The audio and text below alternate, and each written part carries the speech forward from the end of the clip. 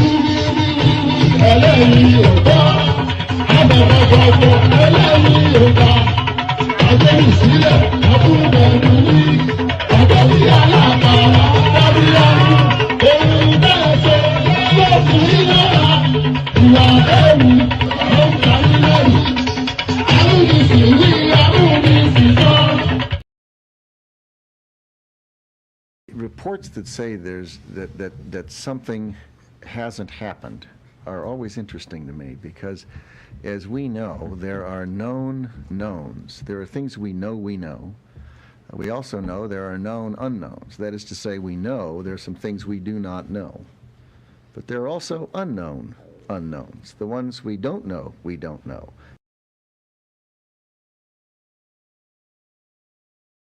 That's the infamous, if Donald Rumsfeld is ever going to be remembered for anything, he'll be remembered for that. It's a total nonsense what he just said, but it made infinite sense. Do you get? what that was the American Secretary of State, I think, under George Bush. There was what he said was a total nonsense, but at the same time, it made infinite sense. So how can that be? So there is Ayo doing as it always does. So this is how the platform, this is how the session should start, with a stream of you doing a welcome super chat. So thank you, Ayo, for that. So that's Donald Rumsfeld.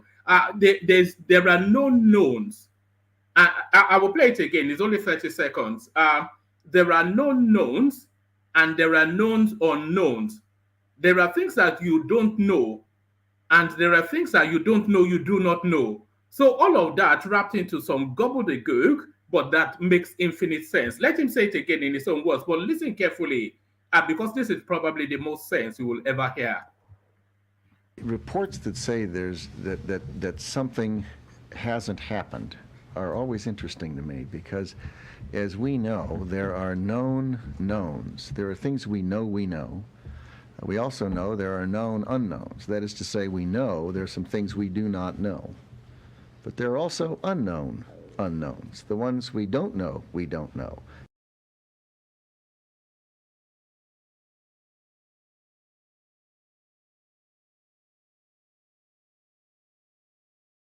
If you were spoken. So good day, good to see you, and how are you? How are you? Oh God, this is not the time for my system to play up. So good day, good to see you. How are you? Good to have you here. Always a delight in your company. Never take it for granted that you will turn up. And it is always with gratitude that you are received when you do turn up. So why don't you pull up a seat, settle yourself in comfortably, and go with the flow, however it does go. So good to see you. Good to have you here. And how are you? So how are you? Hope you had a wonderful day. Hope you had a wonderful day. But before you kick in and settle into the session, the usual protocol. Just as soon as you're coming in, you should be clicking on the like button. One of these days, we'll make as many of you form the habit as possible. It's the engine room of anybody that does these things that we do. So that like button, which is just free of charge, is so important to the process. So click on it if you haven't done that. If you have no visceral reason not to do it, then you have every reason to do it. So click on like and make sure you're subscribed. So do those. And then haven't done both, click on this hyperlink that says StreamYard as well. So this hyperlink that says StreamYard, this is your invitation to the studio. Any and everybody is invited. It's an open microphone session.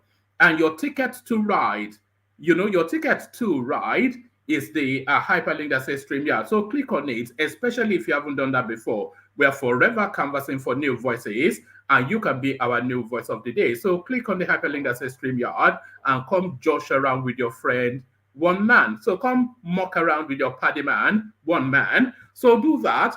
So click on like, click on subscribe, click on the hyperlink that says StreamYard. And then, of course, as ever, the invitation to buy your host cups of coffee, that's always ever ready. So that's the link right there. It's pinned to the comment section at the top. If you want to avail yourself of that, it's 3 easy process and away you go. So 3 easy process and away you go. 3 easy process and away you go. So now let's settle into it. What are we here to discuss today? So let's look at the headlines. So now we kick off with this. And there's a sense of deja vu, actually.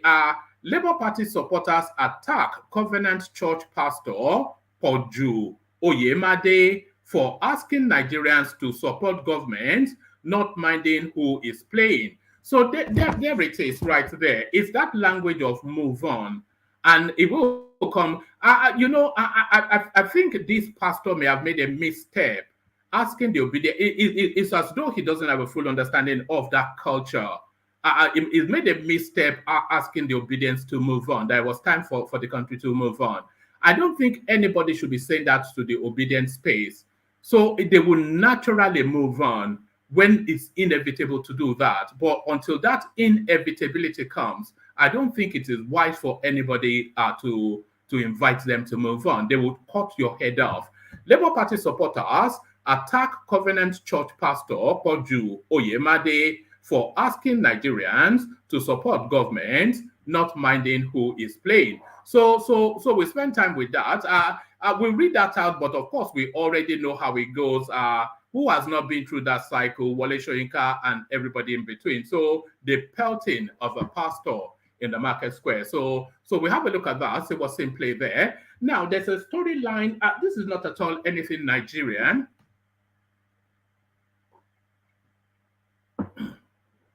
So now there's a storyline that we have been tracking as a platform for the last few weeks, and it is the narrative of the recalibration of the global order. Do you understand? It's a narrative of the recalibration of the global order. So the status quo, of course, the Western hegemony that has held the world to ransom since the beginning of this phase of civilization.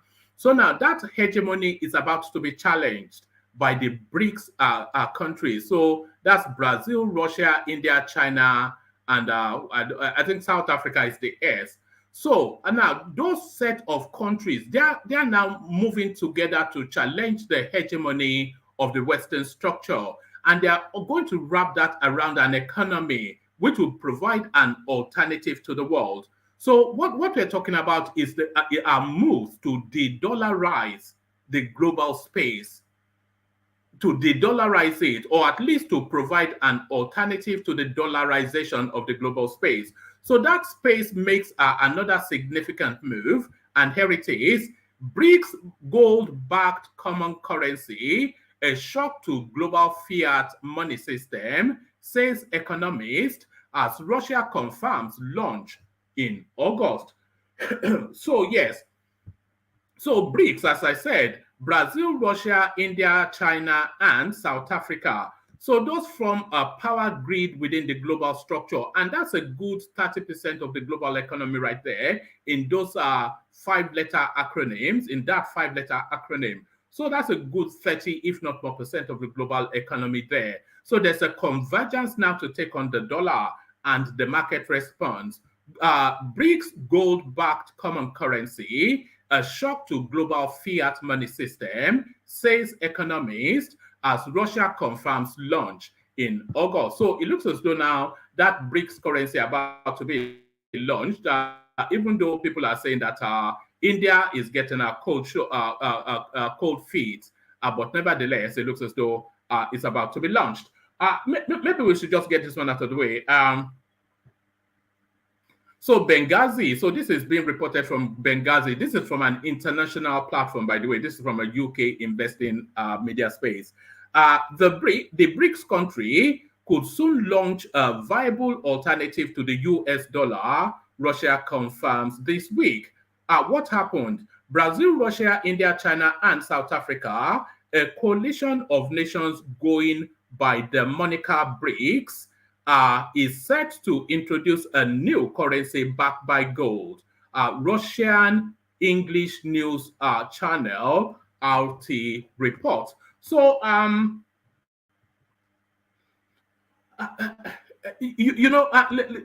maybe I shouldn't read this just yet, because this is something we have to really fully digest. But they are backing this currency with gold, which is quite a major step, because the American dollar is not backed by anything. It's just backed by fiat. It's a currency because everybody concedes its value, and that is where it gets its value from. But this now new BRICS currency is actually being backed by something of value, which makes it a stronger currency already, even before it's been launched, than the American dollar. So this is what's in play now. So we'll continue to monitor this place, because this is an you might think Peter Obi, Tinubu, this is what is really central to your life. Do you understand? This is really what will impact on your life the most. Never mind if Tinubu is there or Atiku or whoever. What will impact on your life the most is this move now being made. Let me take it from the top again. Benghazi, the BRICS country, could soon launch a viable alternative to the US dollar, Russia confirms this week.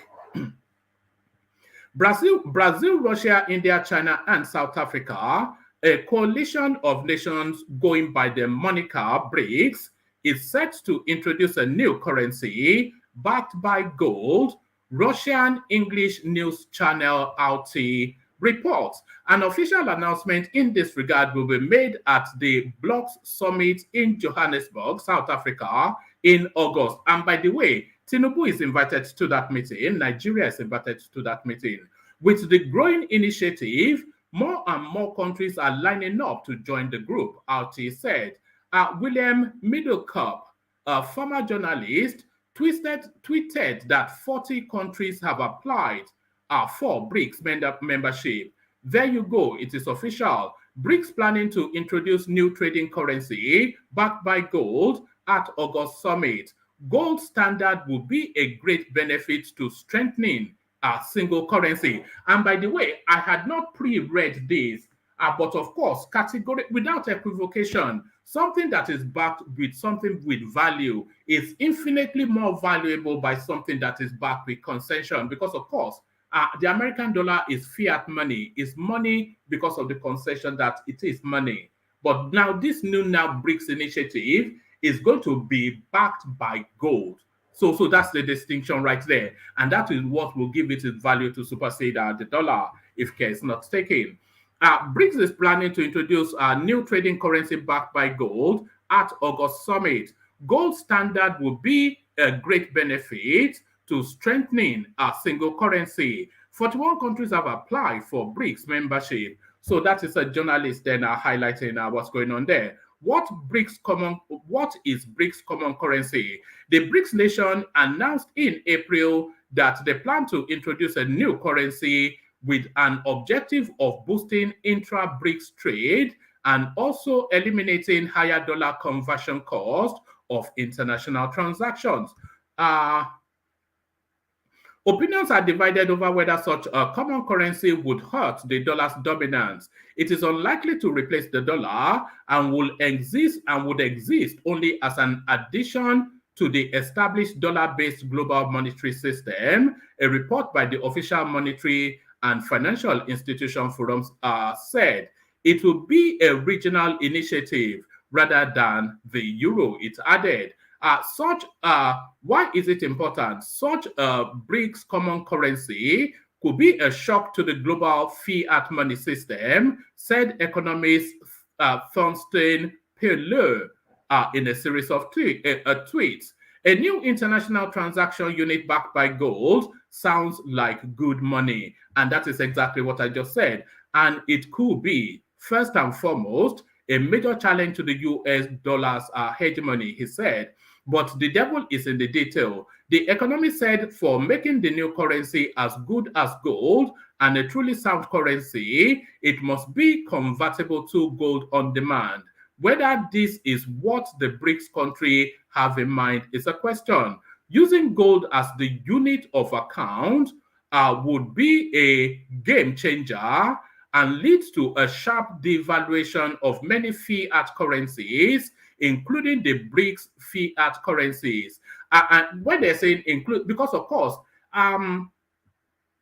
Brazil, Russia, China, India, South Africa, they are not going to jettison their own national currency. No, they are going to create this currency as mainly a currency for transaction to eliminate the dollar space in their transactional space. And however many countries want to join that financial system weakens the dollar even more. So it's a standalone up in the ether sort of a currency rather than a substitution for their national currency. So that's exactly what it is. Using gold as the unit of account will be a game changer and leads to a sharp devaluation of many fiat currencies, including the BRICS fiat currencies, vis-a-vis gold. The economist said it could make goods prices priced in fiat currency explode and cause a shock to the global fiat money system. Another option before the BRICS could be to set up a new bank for foreign trade, which acquires capital in the form of gold provided by the BRICS. So there it is. That's the challenge. Let me give you to the end. I think we're nearly at the end. Against this gold stock, the new bank could say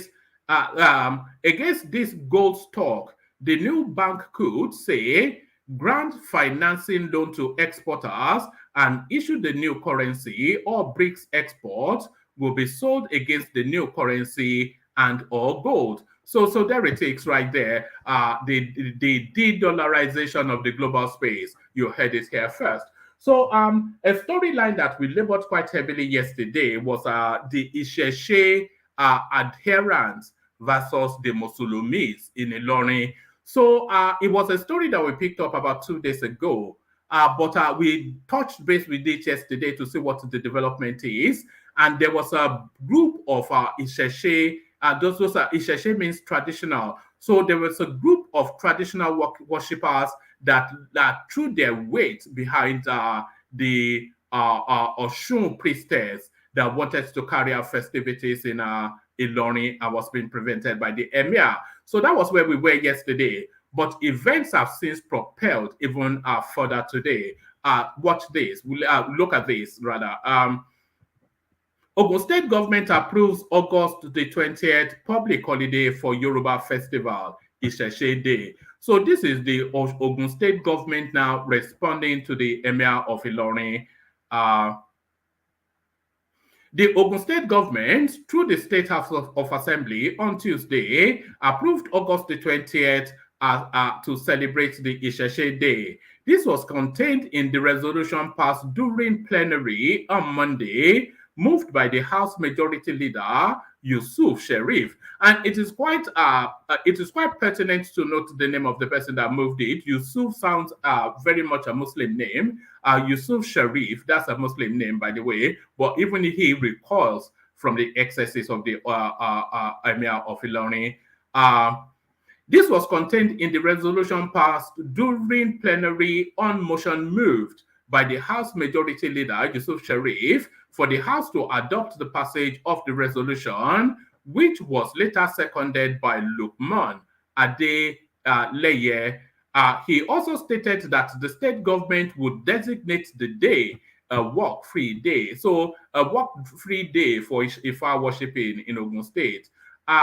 Adegoke Adeyanju, who sponsored the motion, stated that the day was intended to promote the state's people's custom and culture. Adeyanju read the amended resolution first, and Demola Shoneye seconded it.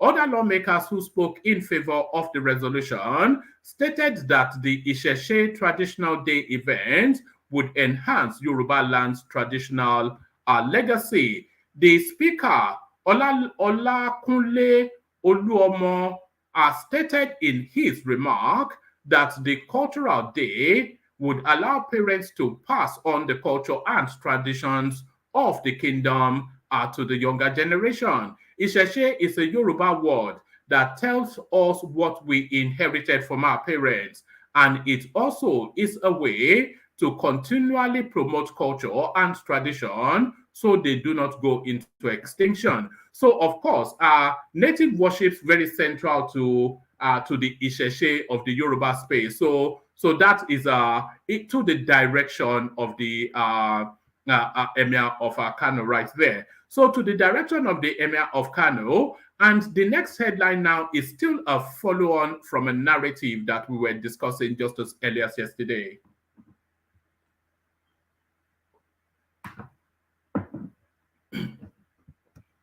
So to this, Ondo Governor Akeredolu extremely incapacitated APC chairman Adamu says. So yes, I'll save this till after the Kegite song. It's a short read, but there is a wider analysis on it on Arise TV, which I would like us to watch together. So there's a wider analysis of it on Arise TV. So we watch that together. So I'll do the readouts and then we listen to the analysis on Arise TV. So we do that, and then on from that we go on to this. Nigerian lawmakers fixing their own salaries is unconstitutional. So this is Baba Iyabo who refuses to just fade away. So this is Obasanjo now speaking truth to power. Some people will suggest Nigerian lawmakers fixing their own salaries is unconstitutional. This is Obasanjo. So similarly, the previous one, I'll do a quick readout of this space, and then we'll listen to the fullness of Obasanjo actually saying whatever it is that he was saying. So we do that on this now clip. So we do that on this now clip, and then we'll finally land on this clip, which is the headline of the session. So Tinubu can get Nigeria's economy to 1 trillion in 8 years. Tilewa Adebajo. So Tilewa Adebajo, very confident. But is 1 trillion naira even a low, no, $1 trillion, I should say, is $1 trillion even a low bar? Is really where the question is. So we have a listen to that, and then we react to it, and we see if whatever it is that the person has to say conforms with reason and logic. So conforms with reason and logic. So all of those. So yes, let's go back here. So yes, lean back, kick back, take it easy, relax into it. The usual protocol: click on like, click on subscribe, hyperlink that says StreamYard, all of those things. Why is this thing showing on my screen? Where is it coming from? All right, click on the hyperlink that says StreamYard. We are really we're very keen to have new voices. So if you have not joined us before, then please avail this opportunity to join us, especially new voices we are canvassing so aggressively for.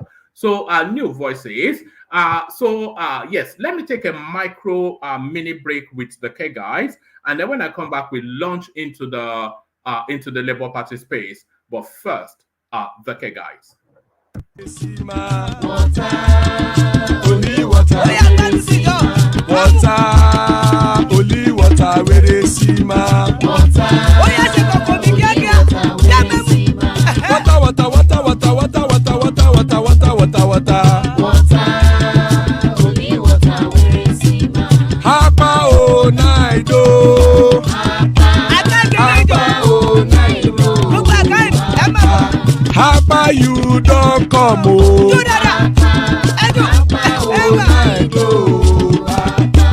Hapa o naido.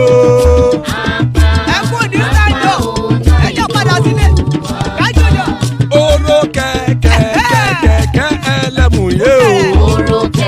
Ilé sọ́díyà kẹ̀kẹ́ rẹ̀ ẹlẹ́mùrè o. Bobby master kẹ̀kẹ́ rẹ̀ ẹlẹ́mùrè o. Chief Wáìlà tí kẹ̀kẹ́ rẹ̀ ẹlẹ́mùrè o. Eruku lẹ̀lẹ̀ ẹlẹ́mùdé. Eruku lẹ̀lẹ̀ ẹgbẹ́ ẹlẹ́mùdóde ojàre o. Eruku lẹ̀lẹ̀ Ghana ti dé ẹgbẹ́ bọ́dì o. Ọmọ ẹlẹ́yẹ ẹ̀yẹ ẹ̀yẹ o ó dilé o.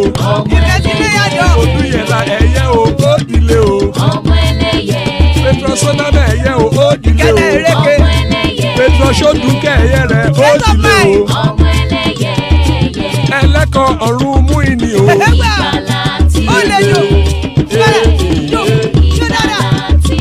Àkùkọ ọ̀run mẹ́kọ̀.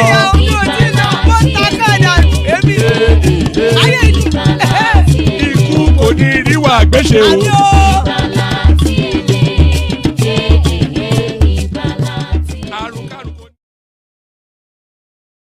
There it is right there. Ikuku Neru Agweshe, may death have nothing to do with us. Can you imagine a prayer more important than that? So there it is, right there. Ikuku Neru Agweshe, amen to that on behalf of myself and you, my friends. So there it is. Ikuku Neru Agweshe, Ikuku Neru Agweshe, as guys, I bring you this. Labour Party supporters attack Covenant Church pastor Poju Oyemade for asking Nigerians to support government, not minding who is playing. Some supporters of the Labour Party's presidential candidate Peter Obi have come after Pastor Poju Oyemade, the senior pastor and founder of the Covenant Nation, over his recent comments urging Nigerians to work together for the country's growth regardless of party alliance. Oyemade on his Twitter page had written, "For everyone who loves Nigeria, you want the country to win, regardless who is playing.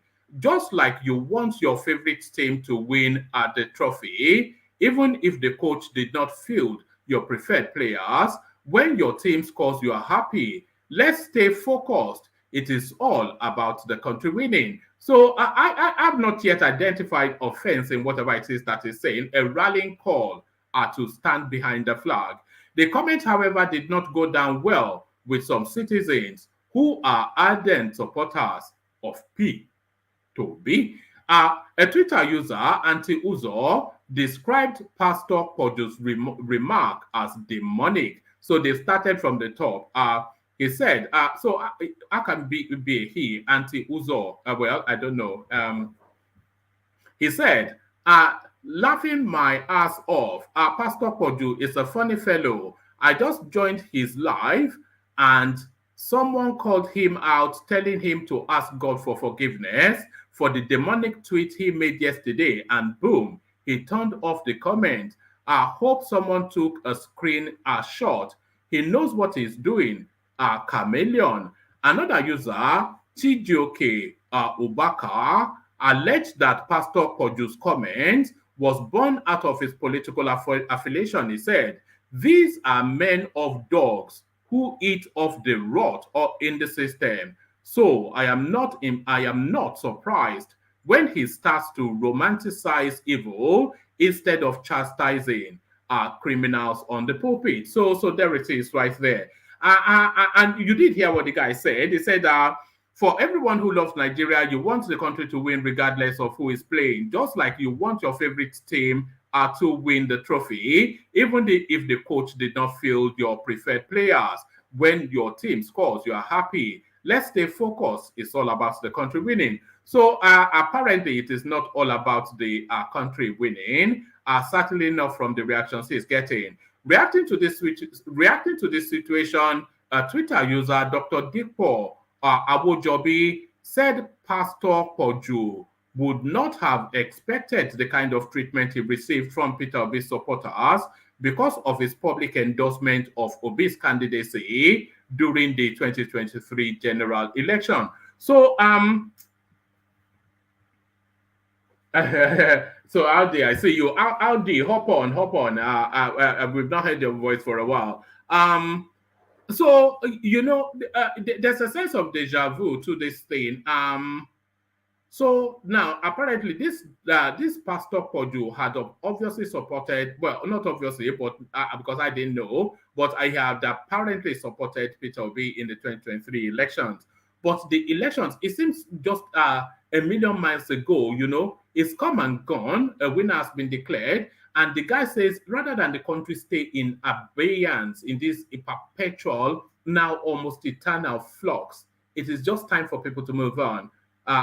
Pastor Koju would not have expected this kind of treatment he received from Peter Obi's supporters because of his public endorsement of Obi's candidacy during the 2023 elections. He wrote, Pastor Koju could not have foreseen that a man he helped to project to national politics would look away when he and this there it is again. So we now await, of course, Peter Obi's response to this, and we already know what the response will be because he has antecedents. The response, of course, radio silence. Pastor Koju could not have foreseen that a man he helped to project to national politics will look away when his thugs attack him repeatedly for daring to have an opinion on national or political issues, even when he tries to be diplomatic. Some of the miscreants are used to promote their businesses for years, even when they hardly ever promote ours. Moved mad over an election. Just do your thing and prepare for the worst. That's life. Harassed Pastor Paul Adefarase harassed Pastor Adeboye. Continuous harassment and abuse of Pastor Koju. Atiku came second in the election, but his supporters in the Southwest, South, and North are not attacking pastors. there is a pattern to these attacks as well. Another Twitter user, Dr. Tokes, added.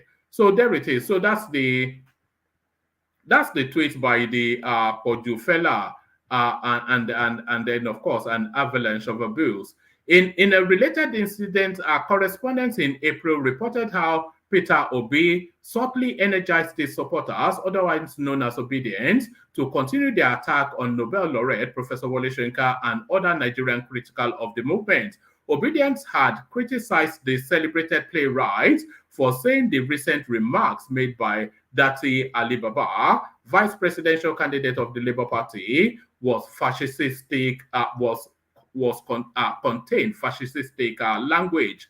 Baba Ahmed, so it goes on to give us the Baba Ahmed space, but we already know that. So a sense of deja vu in that space. So a sense of deja vu in that space. So a sense of deja vu in that space.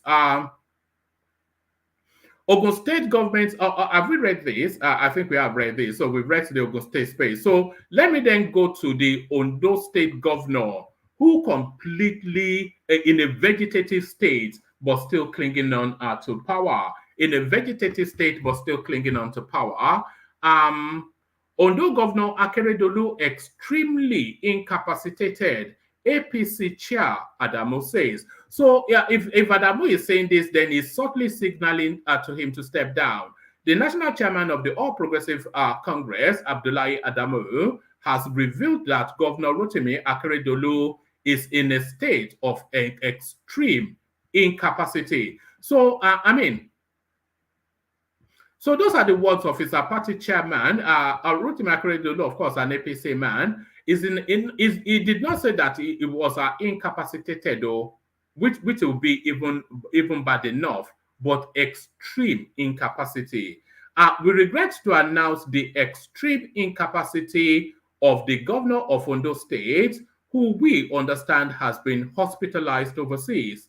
We wish and pray for him for a speedy recovery, the APC leader stated. Adamu spoke on Monday whilst chairing a meeting with APC chairpersons across the country. So that's an invitation to step down right there. Adamu at the meeting prayed for a speedy recovery of the hospitalized governor.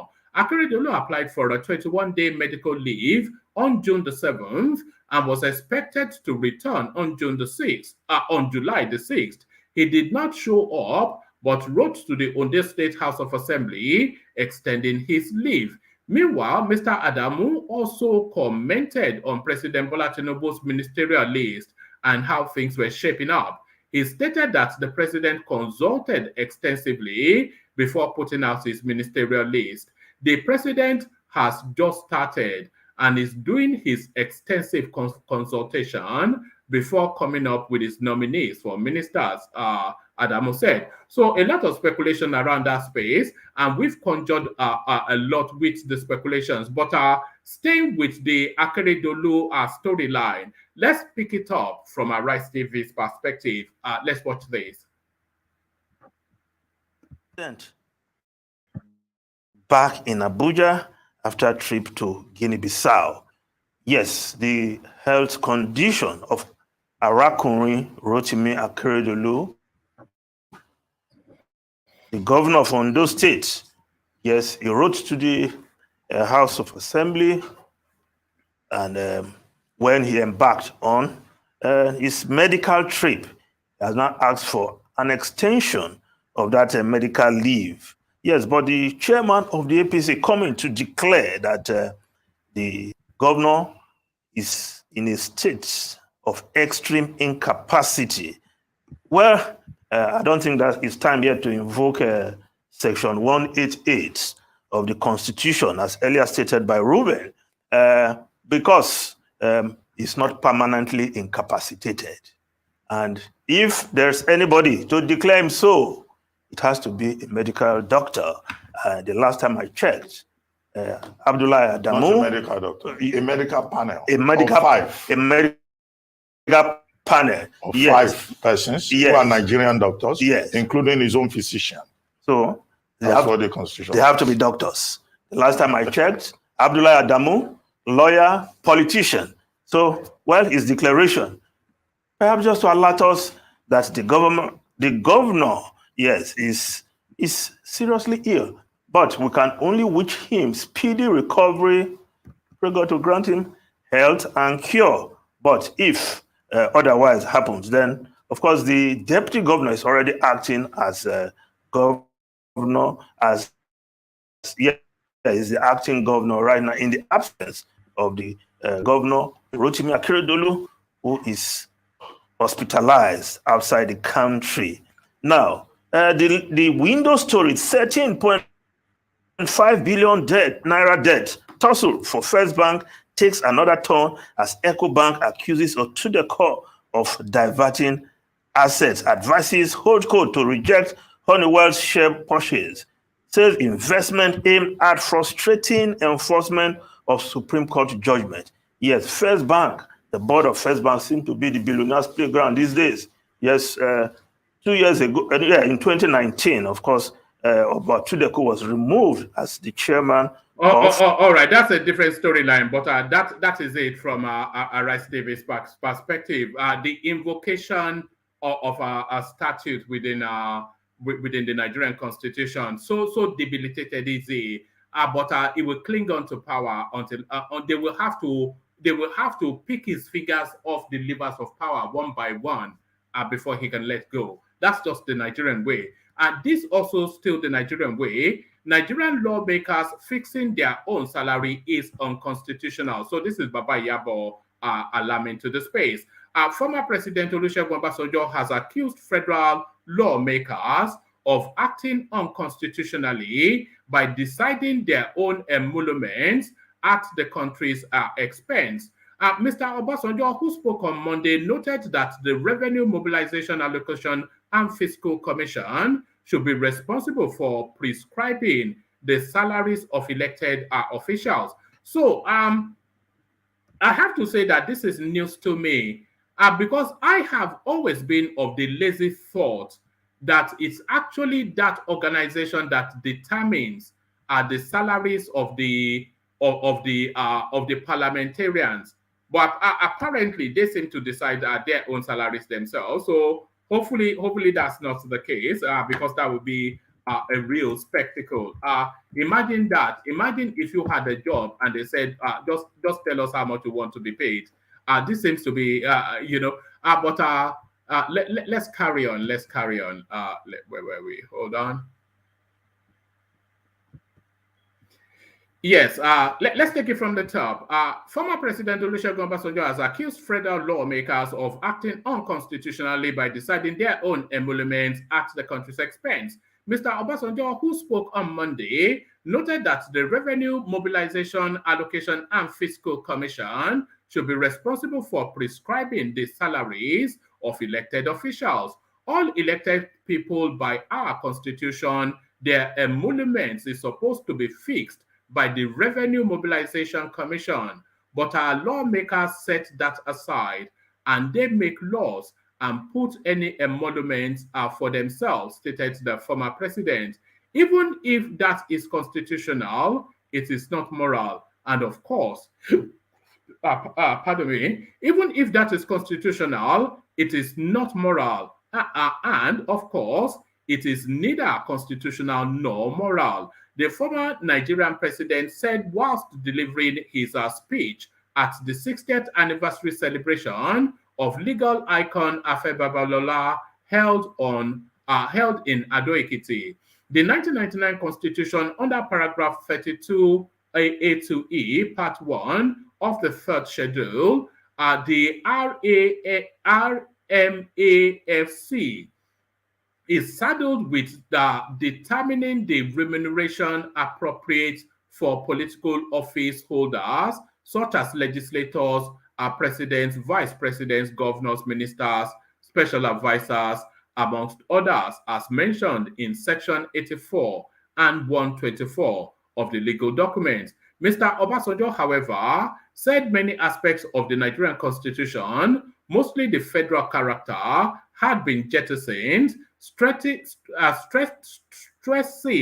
it portends great danger for the country. He added, the point in Nigeria which I have seen and which I can attest to, is most of the people who are supposed to be operationalizing or managing or seeing the constitution and democracy move forward, they are actually the ones undermining the constitution. So that is Obasanjo's take there. So let's pick it up from here and let's hear him say it in his own words.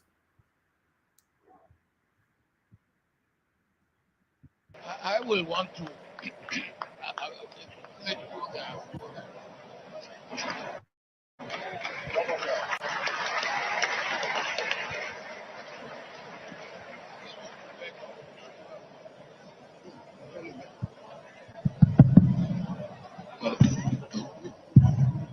I will want to get up because this is very important topic. And I want to thank Bishop Kuka for the points he made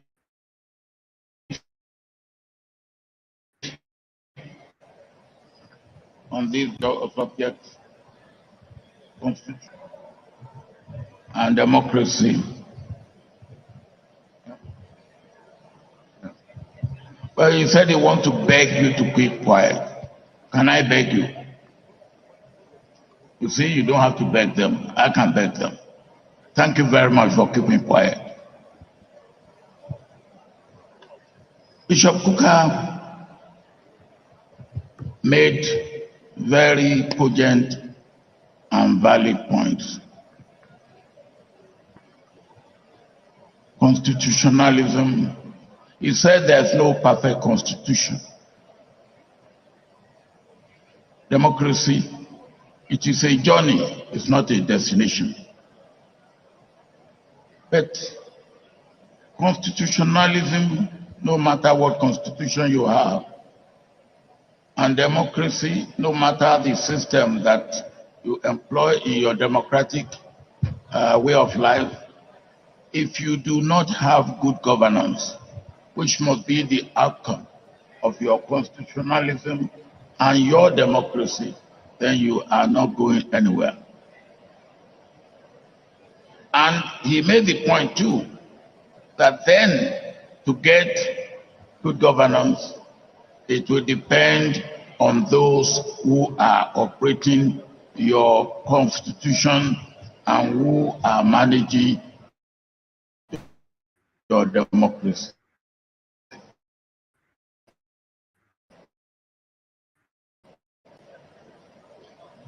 And that is very important, rationalizing your constitution and your democracy. And the point in Nigeria, which I have seen, which I can attest to, is most of the people who are supposed to be operationalizing or managing and seeing the constitution and democracy move forward, they are actually the ones who undermine constitution. And let me give an example here. All elected people by our constitution, their emolument is supposed to be fixed by revenue mobilization and commission. But our lawmakers set that aside and they make law and put any emolument for themselves. Even if that is constitutional, it is not moral. And of course, it is neither constitutional nor moral. Now, when you have a situation like that, then what do you say of constitution, which is breached by those who are supposed to be guardians of constitution and democracy? That is one. The thing again that is to me is very important. If there are so many other aspects of our constitution that are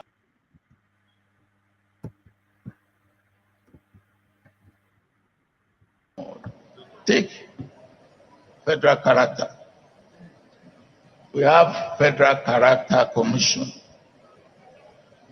I don't know if Federal Character Commission has come out to find anybody guilty of not really keeping federal character.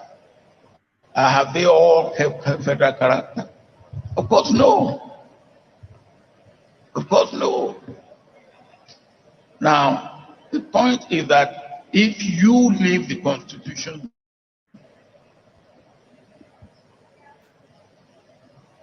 breached. All right. He has landed on the point that I wanted him to land on. It's very sparse speaking for panelists today. We've only got Thomas and Solomon with us, so almost starting to be a short session. And Thomas is at work as well. So, Solomon, let me come to you, and then we just make it a brief one. Solomon, how are you? Yeah, I'm good, one man. Good evening. Good to have you on board. What have you been looking at in the news today? Yeah, this vessel that they said they bombarded, and the vessel that they bombarded. Is it the one that was captured by Tompolo, or is it, because there seem to be two vessels captured now? But is it the one captured by Tompolo? I think this one is another one, because it was helicopter they used. It was the military, not because Tompolo is a private security company. So it was this other one is the Nigerian military that carried out the operation. I think this evening. Oh yeah. Did they blow it up? Yeah, they said they bombarded it in the headline. So how come we're now seeing this and we did not see it before? What's the new? What do you think is going on in that space? Yeah. It shows that this current administration, they are sitting up in this oil theft, in tackling this oil theft, and they know what they, as in they are taking control of everything, because the one of yesterday, that's 800,000 liters, that liter vessel that they captured yesterday. The thing has been in operation. They've seized it over 12 years or 10 years ago, and all of a sudden they found this thing back on is carrying out operation. So, and now this guy, they really, the way they cut this, they got it now is really something you should applaud them. They really tried, and the federal government. This new approach, because they said that they will now start destroying these vessels as soon as they get them, they'll destroy them. Is this the way to go? Yeah, because like you said, that one they caught it 11 years ago and it's still there. Yeah. I think it's a good one, because even with what government said yesterday, that is Tompolo, he was like, when they asked him, what advice do you have to give to these people? He said they should stop it. They should not even think about bringing in their ships to Nigeria, their vessels to Nigeria again to do anything, because they will regret it. Now it's no longer what he's trying to tell them. It's no longer a business for as usual. It's no longer business as usual, and it should not be so. A business one should, as in they should venture in that kind of manner or in that kind of way they've been doing it. That is no longer going to be like that, and they are really working. And we have to applaud them, these guys, for real. Are you there? All right, somebody is. I know I'm here. Somebody is saying destroying evidence on Facebook. I don't think you get what's going on, Michael. But that's exactly the direction that they should follow. Let me take you to the space, Solomon. Labour Party supporters attack Covenant Church pastor Koju Oyemade for asking Nigerians to support government, not minding who is playing. So, did you come across that news, and is it making any waves out there? I've not seen this news. This is my first time of seeing it today, and even Hold though on, hold on, Solomon. Okwiton TV. Make sure your mic is switched on. Because yeah, there you are. Okay, carry on, Solomon. yeah, this is my first time of seeing this headline today, and even if he did so, he's just being realistic. As in, these are he's a man of God, like he's a pastor, and he understands that that as in he knows what the kind of country he is in, and he knows that there is nothing that would happen about this Tinubu's this petition that may be taking effect, or saying that Tinubu would step down as being the president. It's not possible.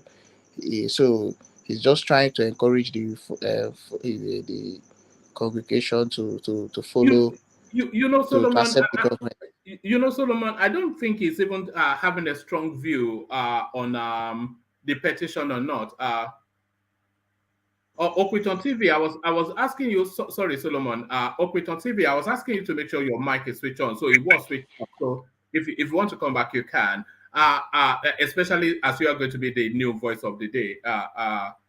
Okay, so now switch on your mic. Not your camera necessarily, but your mic. So make sure your mic is switched on so that your device will connect. So you'll be our new voice of the day if you're able to connect. But it wasn't really inviting them not to carry on. It was just asking them to shift the noise making just for a microsecond and let the country breathe, which is something that necessarily needs to happen. Yeah. But it will just not leave the fact that this guy knows that the petition is not going to do anything. It's not going to change or make Tinubu step down, as in disqualify Tinubu, or say he's no longer the president of the country. No. So he's trying to encourage them, tell them move on, and everybody should be as a fit into this administration, and so that the country would move forward. All right, stay steady, Solomon, because I want to ask you about this storyline as well. Because as you know, we've been tracking this storyline on this platform, the attempts to de-dollarize the global economy, or at least to provide a rival alternative portal for international transactions. BRICS gold-backed common currency, a shock to global fiat money system, says economist, as Russia confirms launch in August. So gather your thoughts on that. But Solomon, let me yes, you're still there. So let me actually let me welcome Okwiton TV to the platform, because of course you know how we like to welcome new voices. So let me welcome Okwiton TV to the platform, because of course you know how we like to welcome new voices. No, Okwiton TV, mute the YouTube or whatever it is that we're hearing. Yeah, mute some. Only have the studio on as where you are listening and interacting. Otherwise, we'll get double feed. Have you done that? Got you. All right, thank you. So say something. Your voice sounds somewhat familiar. Is this Babati? Is this another Babati? Are you another Babati? I don't think so. But I'm happy to be here. I'm happy to be here. I've been watching your show for a while now, and it's fascinating that at least we have one show online here that is all about facts. Because it's unfortunate how much our youths are badly educated right now.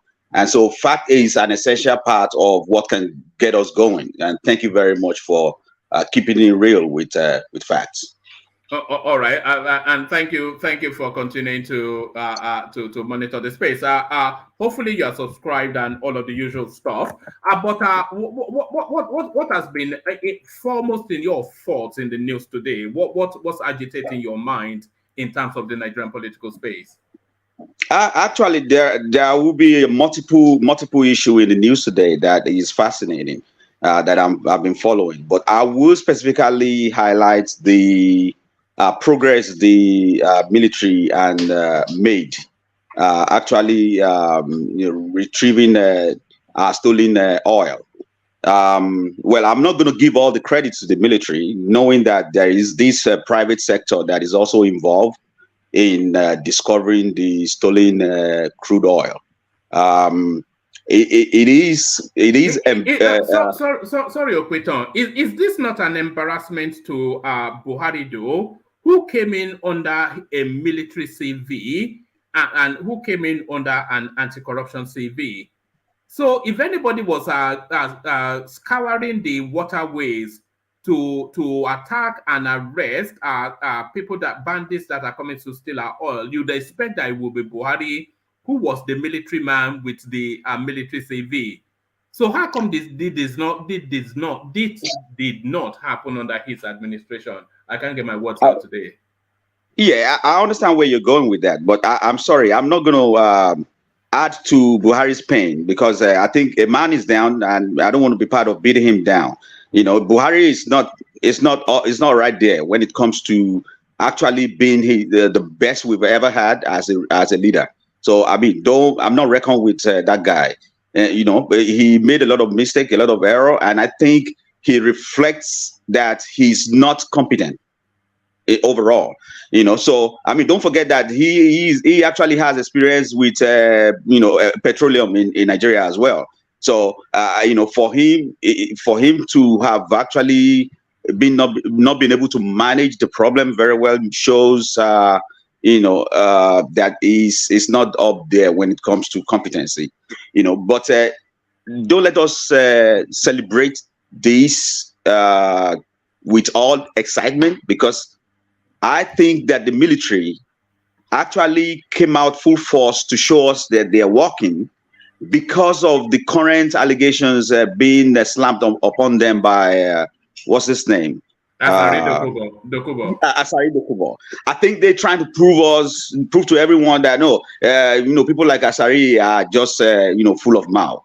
You know, so until they're able to actually clean up all our waterways, to ensure that no stolen oil is actually being transferred from Nigeria to any other foreign country, until they are able to fully do that, I'm not getting carried away with this just one shot of a thing. You know, I think it's a progress, but I'm not getting carried away yet.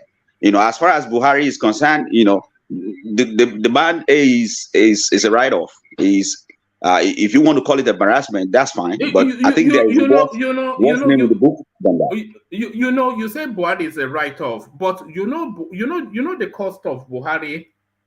The cost of Buhari is 8 years of your life and mine.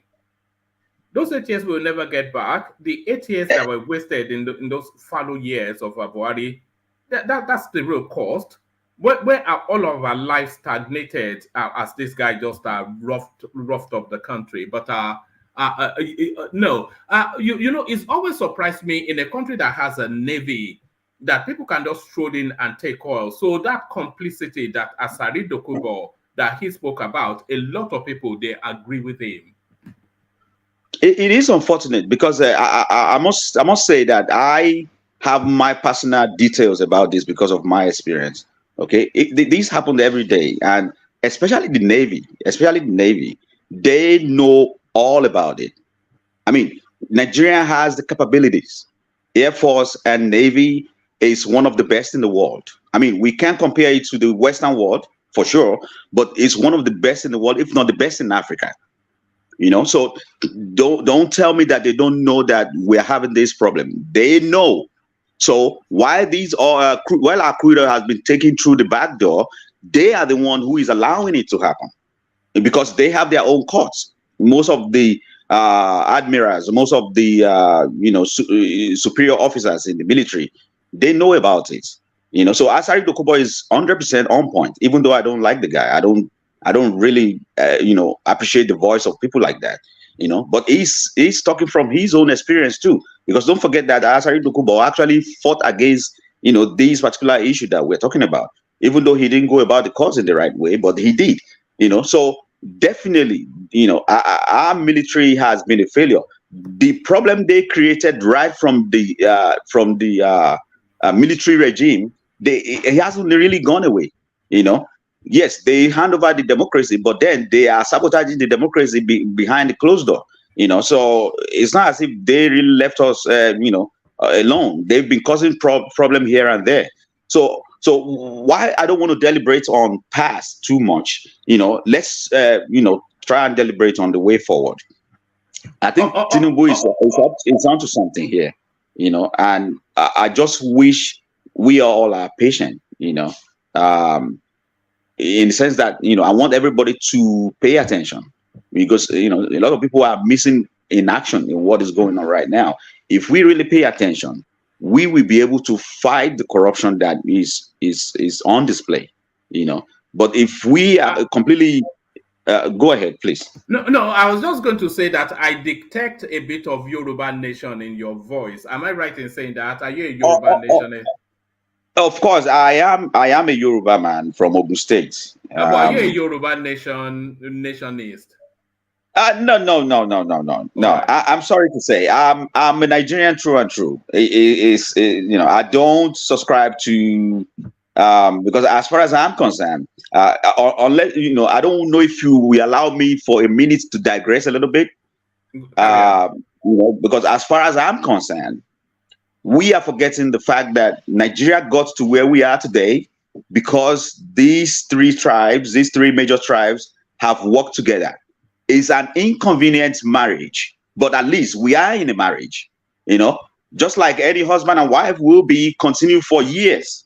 It doesn't mean that they are not fighting. It doesn't mean that they are not biting each other, but they go on doing it together for one reason or the other, maybe for the kids or something else. So Hausa, Yoruba, and Igbo, we are in it together for a very long run, and we are here today. So I don't believe in everybody going their own way. Yeah, but what about the people who claim that they're being held against their will? Who? You know who? Who? Okay, let me analyze briefly. How many states do we have in the East? I'm talking about the southeast of Nigeria. How many states? It doesn't matter the amount of states. One man, please let him do it, please. I know. Please answer. I think we only have five states, right? Five. Okay. Okay. So because I just want to go to the depth of what we're gonna get as a result of the southeast of Nigeria going their way. Let's say we allow the southeast Nigeria to go today. Okay. With the 5 states, tell me what is going to be the assurance that we all have that these 5 states will be able to cooperate together. Because we are they are bound by a common culture and a common language. I think that's what we are getting wrong. Because with the few experience I have living in the East and people who I know live in the East, we're not really sure these 5 states will be able to cooperate fully. Hold on a second. First of all, for them to leave the country, that means there will have been some kind of referendum that they vote for, right? So for them to leave the country. So if they can get to the point where they have the numbers, have them leave, now they become a country, right?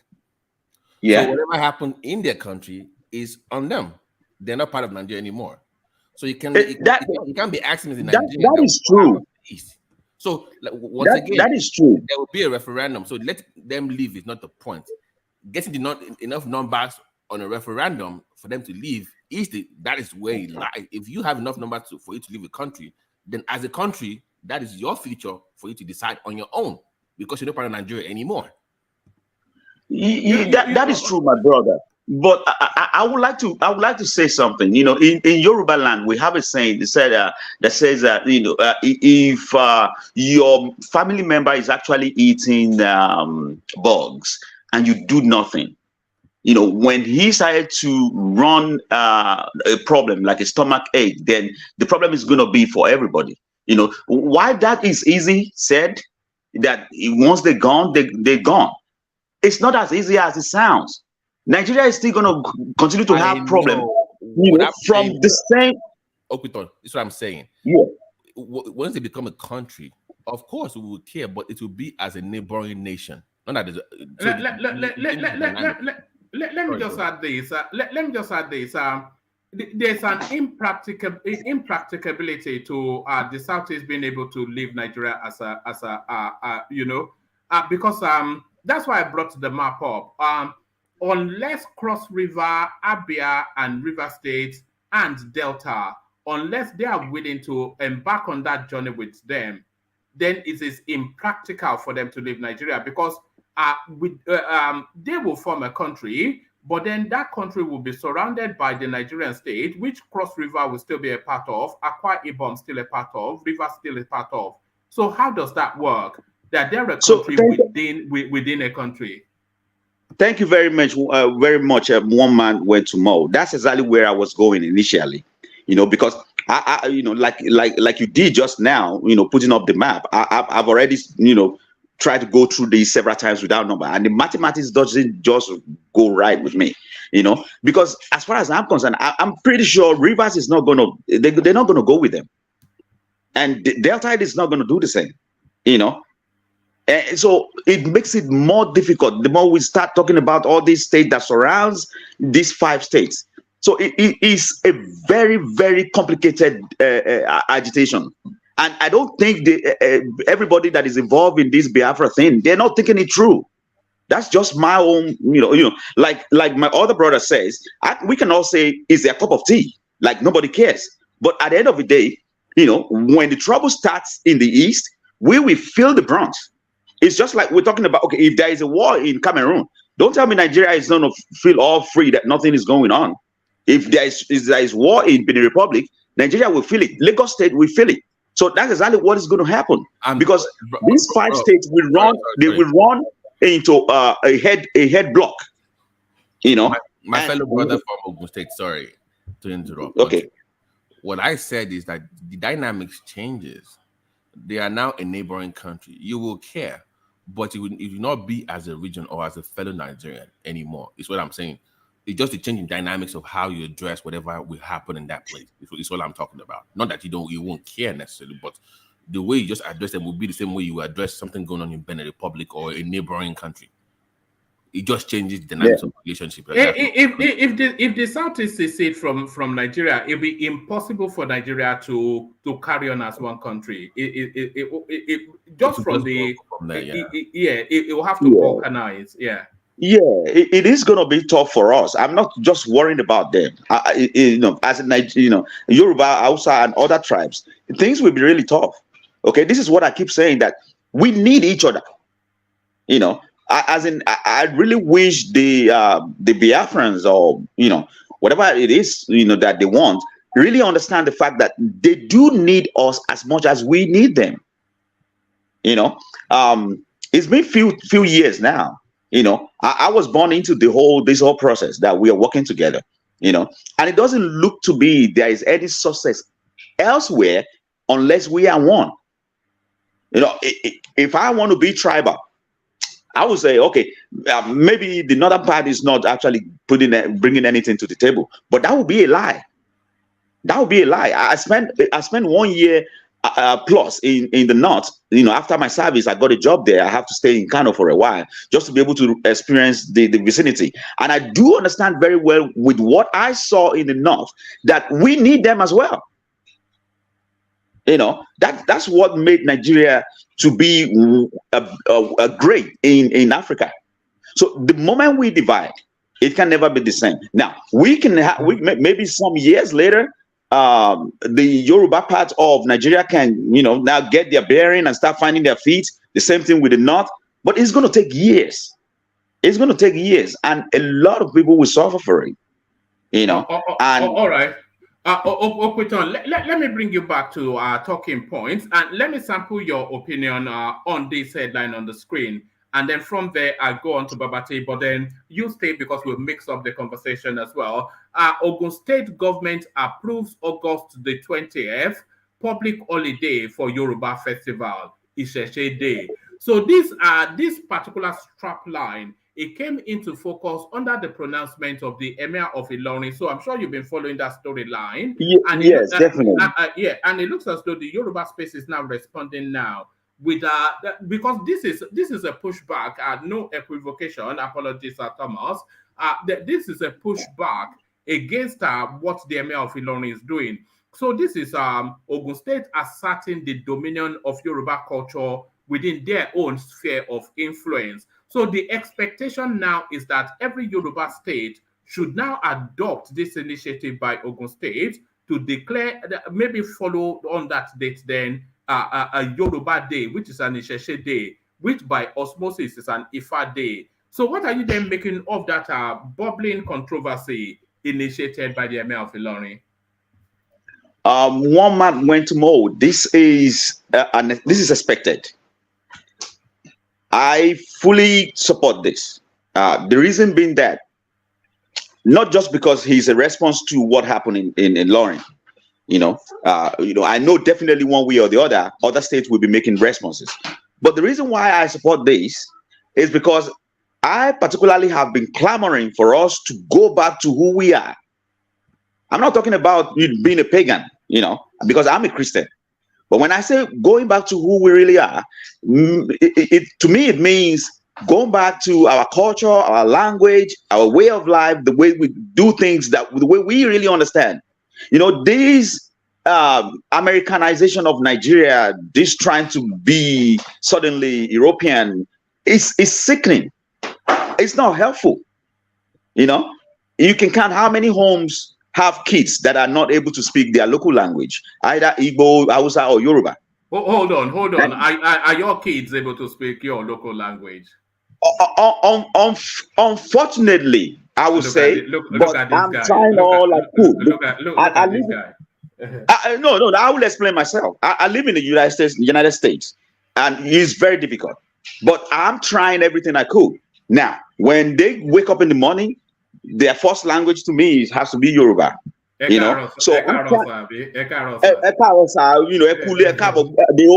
do all that, but I'm trying to go further. So I already make a rule in my house, agreeing to with my wife, that we want to be speaking Yoruba to them 24/7. So that way, the only English available for them will be in school or outside home, but in home is going to be Yoruba. We're changing things. I'm a part of changing it, and I'm doing my best. I'm not saying I'm there, but I'm doing my best. I really want us to be able to try. But really, of what value is the Yoruba language to a child that was born in America, UK, wherever? Is his or her only experience of Nigeria will be that first visit that the parents take them to maybe once in their life? What value is the Yoruba language to what is to all intents and purposes an American kid? Are you just are you forcing your will on them? Well, I mean, the way of life as a traditional African, so it will sound like a force to somebody who has, an European orientation, but it is not. And I would give you one good example why I've never made the effort to force Yoruba on my kids. No, I think I'm not actually forcing it on them either. I think they don't need it. Yeah. One man, you're not Yoruba, so what's the point? You're not Yoruba, so I'm an Oyo man. Allegedly, right? Allegedly. I know he's a Yoruba, from the way he speaks. He's very easy to detect. But look, you don't have to force it on them anyway. The reason why I said this is because I'm not only experienced as a teacher in the elementary school. I have experience as a teacher in the high school, and I also experienced teaching in the college. So that gives me a peripheral of how to actually handle kids in America. I'm not talking about just home. In kids, specifically in America. Besides, I have psychological degree just to be able to treat people, especially kids. I work with kids, in order to be able to redirect and help them, to be better. And one of the things that I discover about psychology lately is that they are gradually edging back to spirituality and culture, believing that these values, when taken away from a human being, actually messes that person's up. If you want to be a one without direction, Just take away your culture, your value, your language that is original with you. Take it away.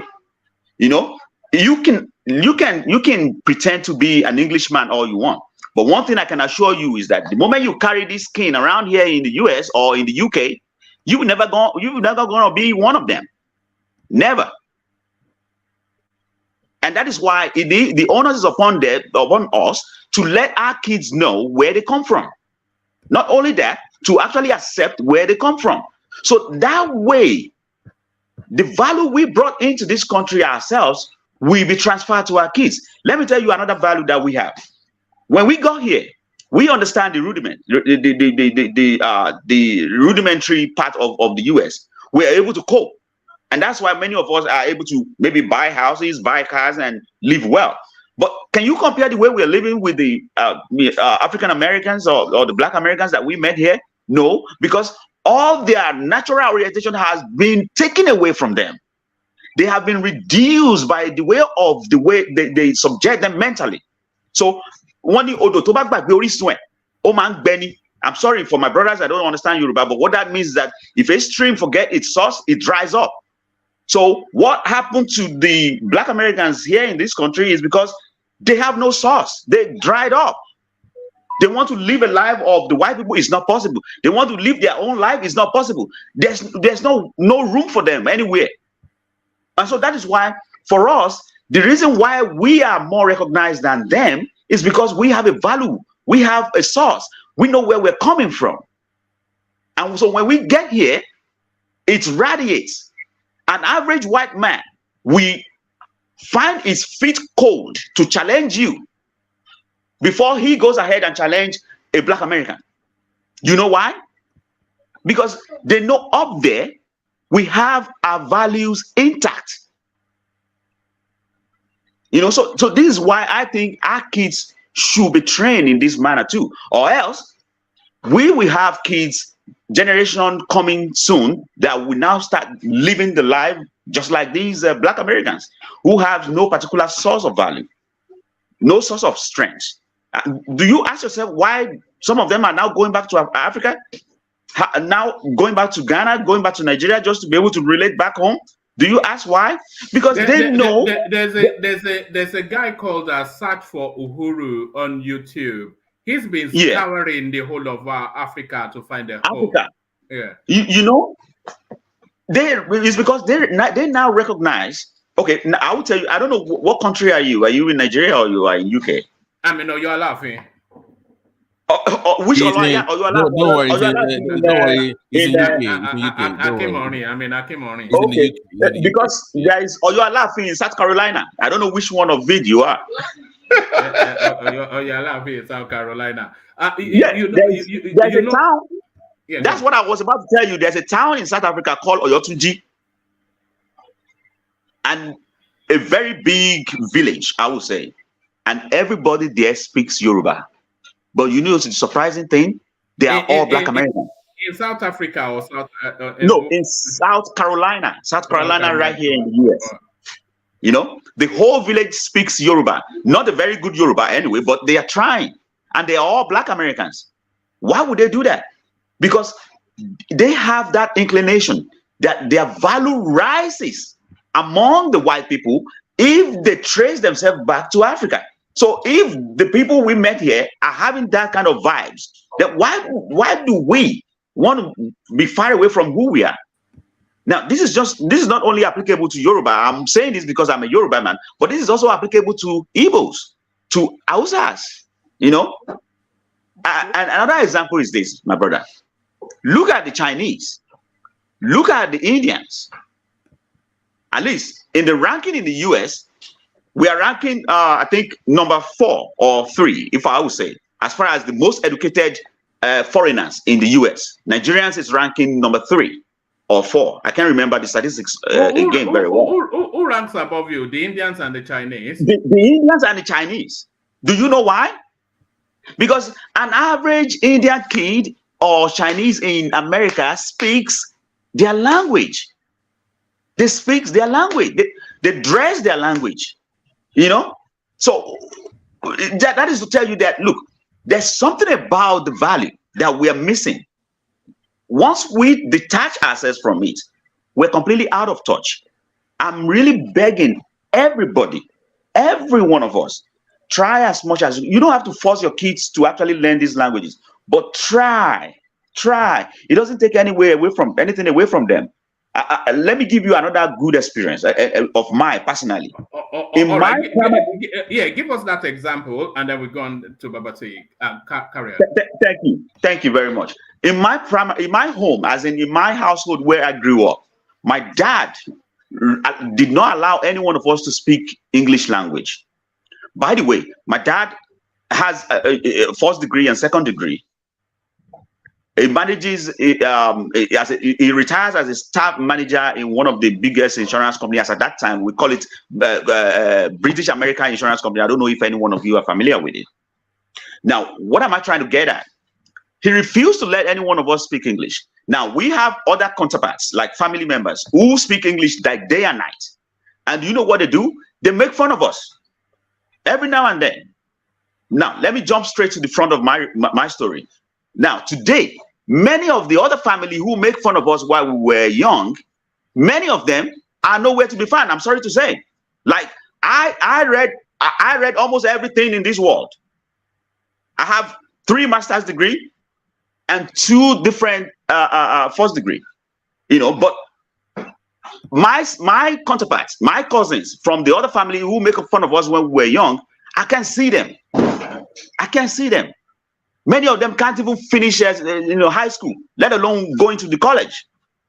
So what does that tell you? It tells you that the Yoruba language or the Igbo language that they think is our enemy is actually our friend. It is the only thing that we need to progress. Thank you very much for giving me this opportunity. All right, excellently put. So that's our new voice of the day. So that's our new voice of the day. But from our new voice of the day to one of our oldest voices on the platform, the Babate joins us.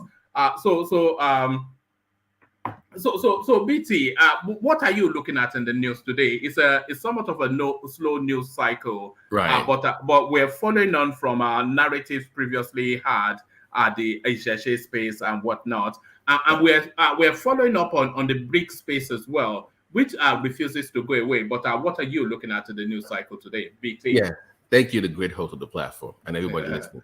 First of all, Okuto's from Ogun State, and you can see the brilliance. Of course, it's from Ogun State. What do you expect? That's what we do, one man. That's what we do. We give you the best of the best on this platform from Ogun State. By the way, Okuto, what part of Ogun are you from, by the way? I think it dropped. You didn't have to leave after you delivered, but yeah.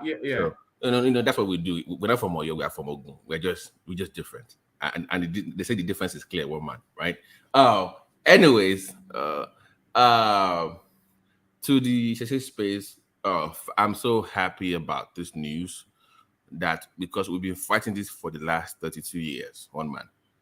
That August date, we've been fighting for that for 30, so it will be 33 years now. So for 33 years, they've been fighting for this, and which they didn't have to, but finally, I'm happy for this. Matter of fact, I need to bring Dr. Agba on your show. It's an internist in New York. It's one of our leading voices in in America here. I'm going to find time to bring him one of these days to just talk to us about and the modern way of looking at things. But yeah, that's beside the point. But this is a step in the right direction, one man. We should have the right. So this is separate and outside of the Ilorin narrative. This is something that's been in the it's just to celebrate like the whole thing, like to collect like just the whole whatever you practice, Ifa or whatever, to recognize you, to recognize tradition, to recognize you in Ogun State. And this has been going on for the last 32 years. No, 1990 years. They've been trying to get this done for the last 33 years, one man. So, I'm happy that this is this something peculiar to Ogun State, or is it Yoruba land wide? The August 20 is actually started for Egba, but it kind of moved around. So it's just Ogun. That date is for Ogun State, but we can always adopt it in other states in Yoruba land. There's nothing wrong with that in adopting that. So, but this primarily started in that date. I remember because this issue came up a few months ago. You know, I told you about the Association of Onisheguns and Babalawos, we're trying to get approval.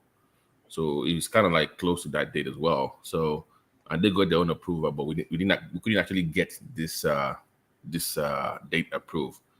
The closest they came was during I think Akitonde or when he was there as a military state governor, but that didn't come true because they had Samuel and come after. But that is good to see this.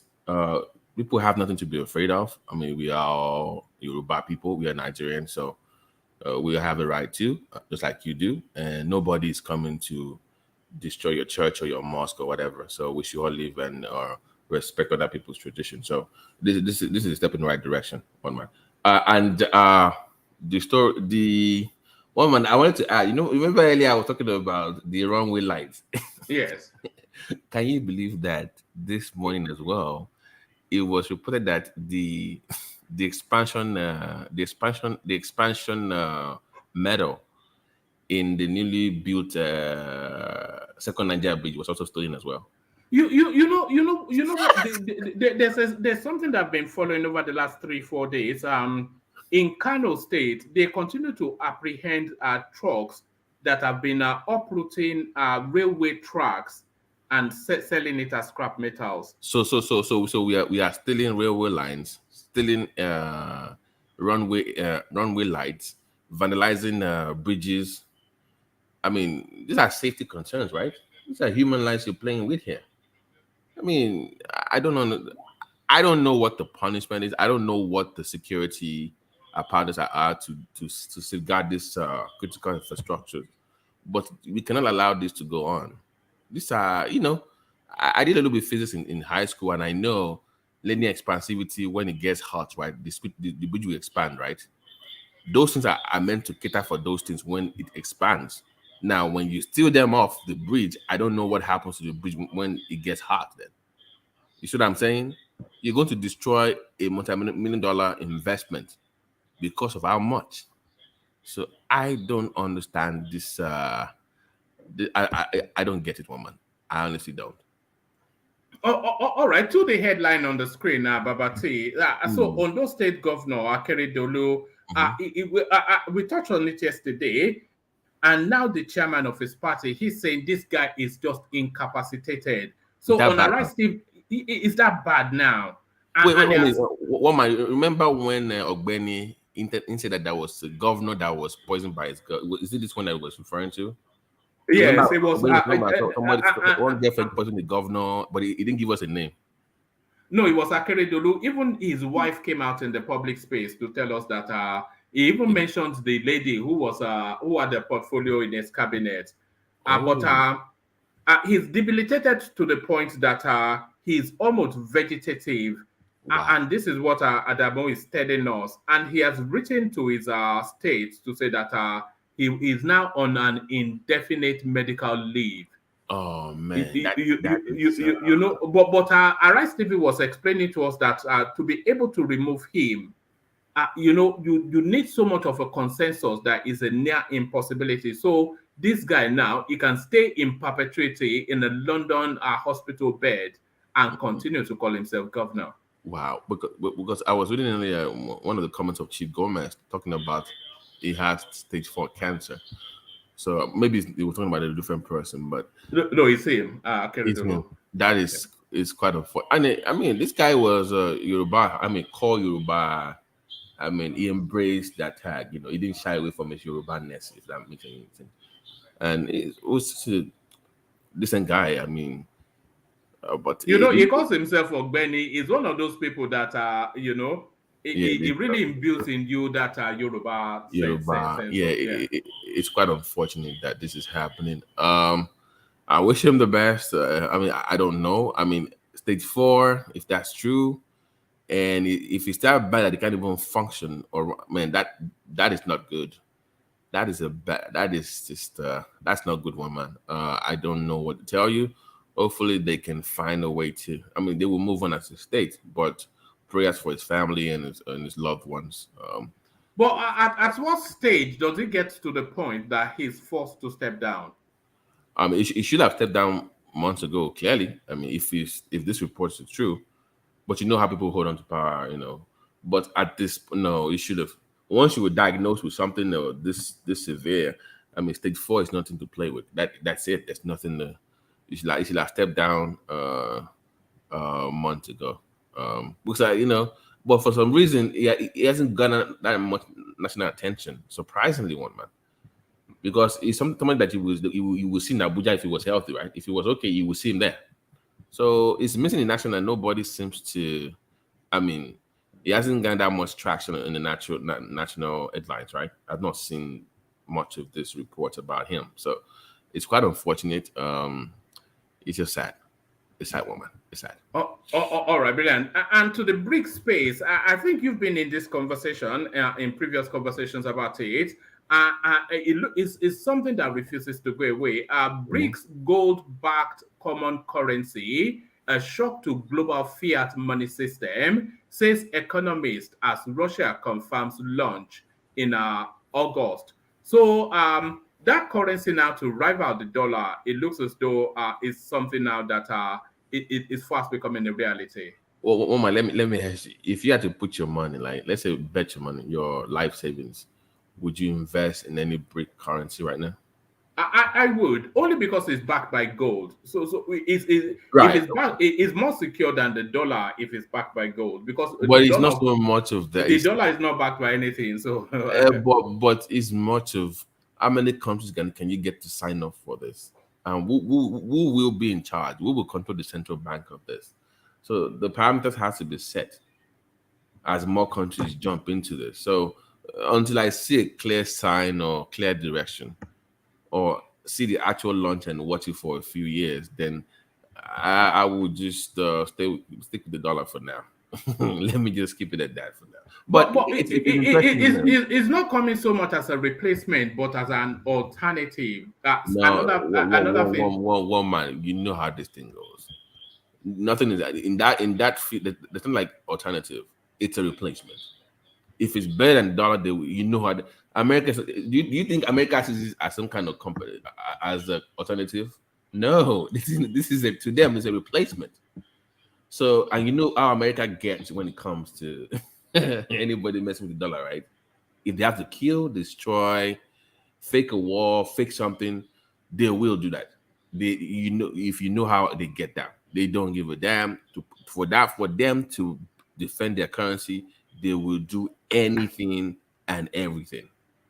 So I hope this does not plunge us into some kind of third world war if care is not taken. And once again, America has to pick a side. Africa has to pick a side. We all know where SA is going. South Africa is going with them. They are very close to Russia, obviously. But the other part of Africa then have to choose a side. I don't know how long we will continue to stay neutral in this. I don't know how long, but at some point, Nigeria will always go with America because right. Don't you think? Yeah, I mean, most likely we will do that, but it's an opportunity to also leverage and get more goodies out of the West, if you know what I mean. You can bargain and get better deals from the West. If you don't want us to go with Russia, these are our terms and demand. It cannot just be for free. It comes with terms and conditions, right, one man? So until that happens, I would just leave it at that for that one man. A lot of people in the comment section, they are asking us to talk about this. Femi Otetola in talks with Lagos government for Nigeria's first ever PPP. Our power. Are you following that space? I told you. I said it's going to be Lagos, Edo, Kaduna? They're going to be the first 3 states. This is what I've been talking about, one man. Actually, I'm ready for the year. We know who's working and who's not working. Look at this guy. Yeah. So, because I cannot speak for other regions, but I know my own region. If Lagos gets it, Ogun gets it. You know how that goes. If Ogun gets it, Oyo gets it. It's spread like that. That's what they're going to do. Babati, sorry to interject. Like you said, it's only 3 states that have the capability to carry on this project. Data is just taking an advantage. It's just being an opportunist. Everything that is campaign negotiating for is already on ground. I think Tinubu actually fixed those things. So it's just It's a He business. just want to, yeah, he want to take advantage. That's fine. So It's not like it's a big now. Before the screen, not like the big news. Before now, we already know that only 3 states in Nigeria have the capability to key into this Buhari sign up for the first 5 years, if not mistaken. What piece? There should be at least 2 states in South Africa. I mean, Rivers can afford it. No, none of them. None. Really? River to the, yeah, no. In Nigeria, just Lagos, Edo State, and Kano. That's all. No, hold on. Rivers can afford it now. And by the way, no, like they cannot afford it. No, I'm not saying they cannot afford it. Sorry, what piece? Okwiton, switch on your mic because I'm not able to put you on the studio. But carry on here. Carry on. I'm not saying they cannot afford it. They don't have the facility on ground yet, and it will take them like 4 to 5 years to build it. As I just said, before they can catch up, these 3 states have gone far. They don't have they can copy the blueprint that they have in Lagos, Edo. And even they copy it. You're going to bring people on got to build now. You don't just start building today and finish tomorrow now. It's a long-term project. You know, Asoja has done that long time when Obasanjo stopped it. Oshomole and Abaseki actually finished at those states. We have 2, Azuri and Oshomo plants. I don't know what kind of house, but they kind of have 2. So these plants cannot carry, like Lagos. I don't think Lagos can power Ogun. I think it's mainly for Lagos. Like Edo can power Delta, it's mainly for Edo. So I don't really know. No, the reason why I said if you hold on a second, the reason I said Ogun is because if you remember earlier in this year they had the Dawn Commission meeting, right? And they discussed power amongst the power sharing, right? Power generation, and it came up with Oyo, Ogun, and Lagos. So they already have a framework going amongst those 3 states. They also talked about rail lines, by the way. But for this discussion, it's about just electricity. So they already have something going on between those 3 states. So that's the reason why. Yes. But a point of correction. Let's put this clear. Not like any other state cannot distribute, but the problem they have, they cannot generate. It's only these 3 states can generate and distribute. Sure, you know. Right, but that's my point. If you can generate, then you make deals with other states. Then you know. Depend on their capacity they can generate anywhere, which I don't really know yet. But only those states can generate and distribute. But every other state, so that people don't get it wrong, almost every other state can distribute, but they don't have the generation this thing facility on ground. Yes. Then they have to. But do you know my concern, which is good and bad? If you have these 3 states that let's say they say, okay, tomorrow morning, what is Edo, Lagos, and Kano now have 24 hours electricity. You know there will be a seismic shift of population, right? People will just start moving to those areas. That would be the business. What piece? Let me provide the backdrop to it. Let me just read it out quickly so we see what the plans actually are. Otedola Partners Lagos State AFDB to develop Nigeria's first PPP power transmission project. The chairman of Geregu Power PLC, Mr. Femi Otedola, has disclosed plans to develop a power transmission project in partnership with the Lagos State government. He disclosed this on his social media handle after a meeting with Lagos State Governor, Mr. Babajide Sanwo-Olu, and the president of African Development Bank, Dr. Akinwumi Adesina in Lagos. So there they are right there, the 3 of them.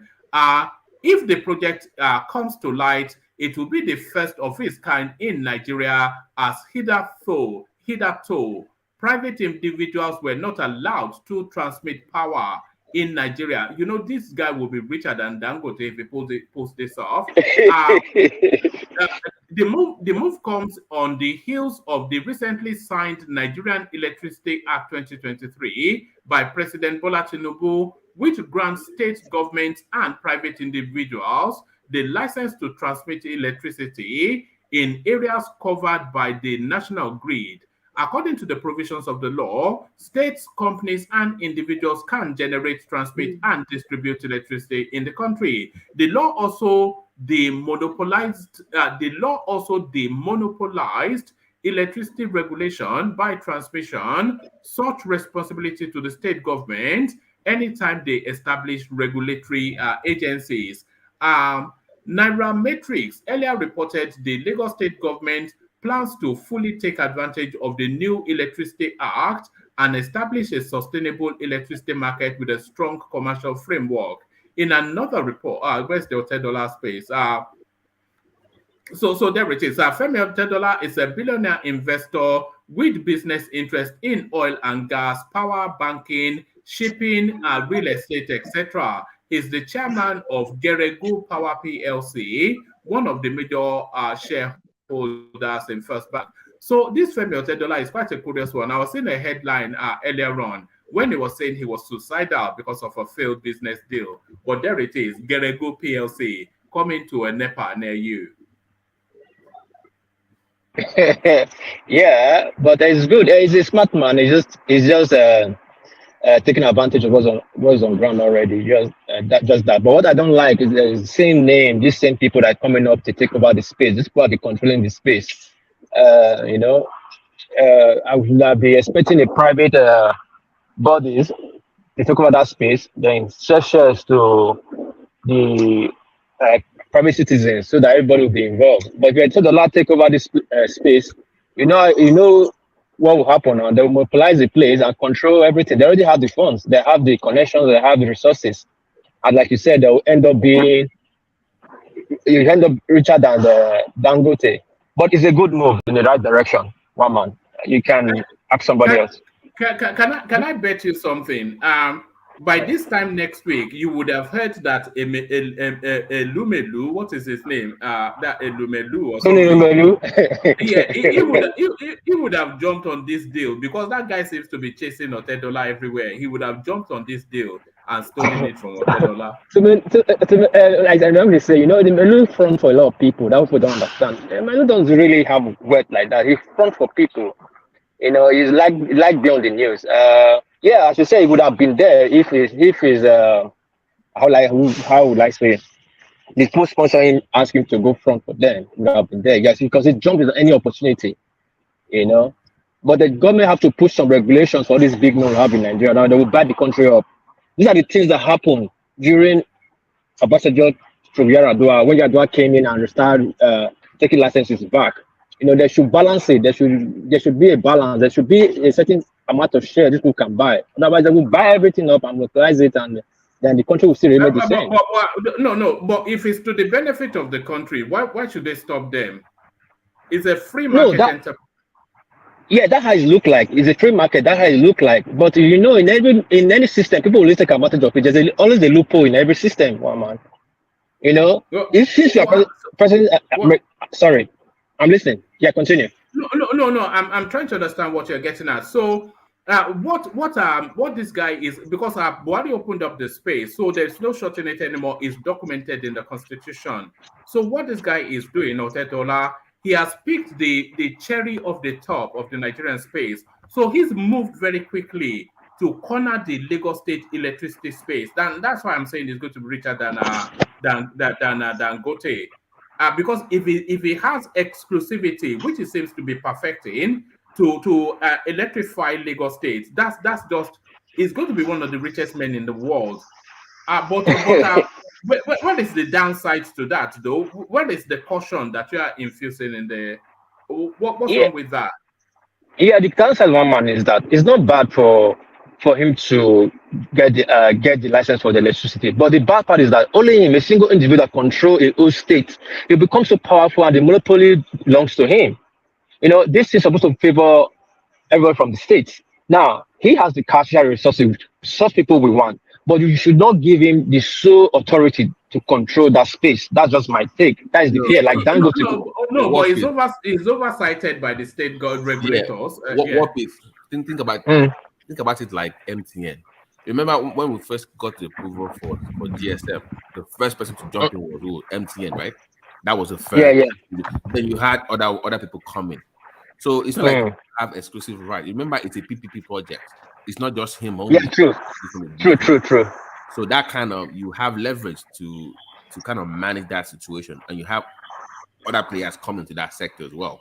It gives government flexibility. So I wouldn't really monopoly. Yeah, you should pardon my fear, from what we've seen from the past, like Dangote, cement, and sugar. When the guy took over when Dangote took over the sugar, cement, short rice, everything. Now Dangote controls everything. And now see what the country is facing. But you but cannot but, but you have Edo, you have Lagos, you have Kano, and but Delta. But we need yeah, more states to come into this. We need more states to do. Most have to do. But my fear is that this Edo, Lagos, and Kaduna is almost owned by single individual. If you understand what I'm trying to say, Babati, just so single person that is owning it. Now they are the head of the snake, but they bring in investors. It's not going to be the one part of course. It's going to get maybe a GE or a CMS to come in and partner with him. It will be the head of like a chairman of the board. But those technical stuff will be expert that he's going to bring into the country to help him fulfill that dream. So it's not going to be just him solely doing it. Remember, once again, it's a PP project. Like you said, like we don't know the full details yet, but it's a good move. It's a good move, but please let the government put some let me borrow some Thomas word caveat on it so that these people don't kill us with monopoly. You know, because right now Nigeria's not really regulated yet. Oh God. But you know what will happen in Edo, right? Get ready to receive guests though. People will be coming to your state very soon to come and live and enjoy power now. Yeah. People will come. It's good for investment, business investment. You know, a lot of this oil company in Delta, in Anambra, Port Harcourt, Rivers. This will move down because it's closer to them.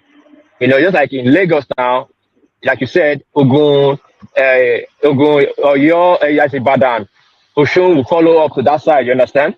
At least my happiness is that it will give these three states 5 years ahead.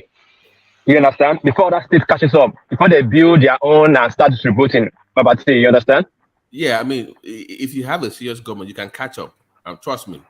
If you have a very serious, focused governor, they can make up for loss. And like, listen, we want this done in 4 or 5 years. I mean, if they're really serious. So I'm so happy for this work. Do you know what I'm seeing here?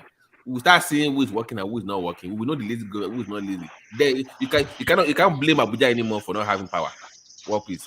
You can't blame Buhari, you can't blame Tinubu for not having power because you say we cannot. Well, what we face now is higher tariff. But if you are getting the lights, constant energy, you get the just on that higher tariff. Sorry, hold on now, Dewale. Just on that higher tariff, the economics of it actually works in favor of the people more. If they're paying higher tariff, but they're getting 24-hour electricity, so that removes that 5,000 naira a day that you're using to buy petrol for your generator. That removes that, and then that also puts predictability to your life. So you can bulk buy food and store it in storage because you know the electricity supports it. So if they get electricity working perfectly, reasonably, decently, predictably within Nigeria, especially in Lagos, that's almost like that's a 40,000 naira gift to the average household right there. So no matter how high the tariff is, your cost of production goes down drastically. Like Oman is saying, you're not buying that much, fuel every time. So yeah, it's a connect positive in a way, one man. Our food industry, our food sector will benefit a lot. You know, in Nigeria, we live on perishable food, a day-to-day food. So if we have electricity to store this food, preserve them, then food prices will go down, like all this fish, tomatoes, onions. We cannot really preserve all this food because we don't have like to preserve all these things. Our chicken, poultry, we need electricity, So all this eggs price, all those perishable will come down, which will be good for us. But I hope they really do it well. One man, I got to to you, and you can interject. Thanks. Thank you, sir. I think it's a good development. I mean, I was while Babati was talking about you were talking about the partnership, and I was thinking, who else would have partnered with the Lagos State if not the son of the soil?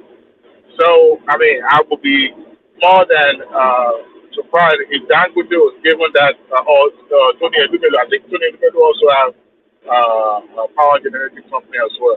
But at least giving it to the son of the soil. Apart from that, too, it's a good development, but speaking to that space of monopolizing the market, The same federal government that allows states to have power and control to be able to generate and transmit. They can also find solution legislatively towards company monopolizing the market. But like the one man said, the benefit of it will not come right away, but it tends to be kind of like more of a domino effect where you have it trickle down, and the consumer will benefit more, even though they are paying through their nose, and over the time they'll be able to at least if they have a value gain for any amount they are spending, and also reduce the cost of buying to buy petrol, buy others, just to. So yes, and come out of it. The fight between the fight that Elumelu and Otedola had over Transcorp just a few months ago. It's all wrapped around this electricity space, because they both knew that the thrust of the Tinubu administration will be to electrify the country and get the economy going. And everything that Tinubu is doing or is intending to do is all wrapped around the narrative of being able to electrify the country. And they were fighting then over that Transcorp, only really because that company has a huge electricity portfolio, Dewale. Right now, and those who are very close to the proximity of power are going to benefit from it. So, and their routine into that sector shows that they already understood the direction the federal government is going, and I mean it's the local consumption. Not that, even though still exporting into a different country after some time, but where the Nigerian going to benefit. But of course, you trust the investors. The investors always. You see, that's why government has to have a very sound, practical policies that can be measured, policies that can, over the time, can be, audited and see if it's actually measured up.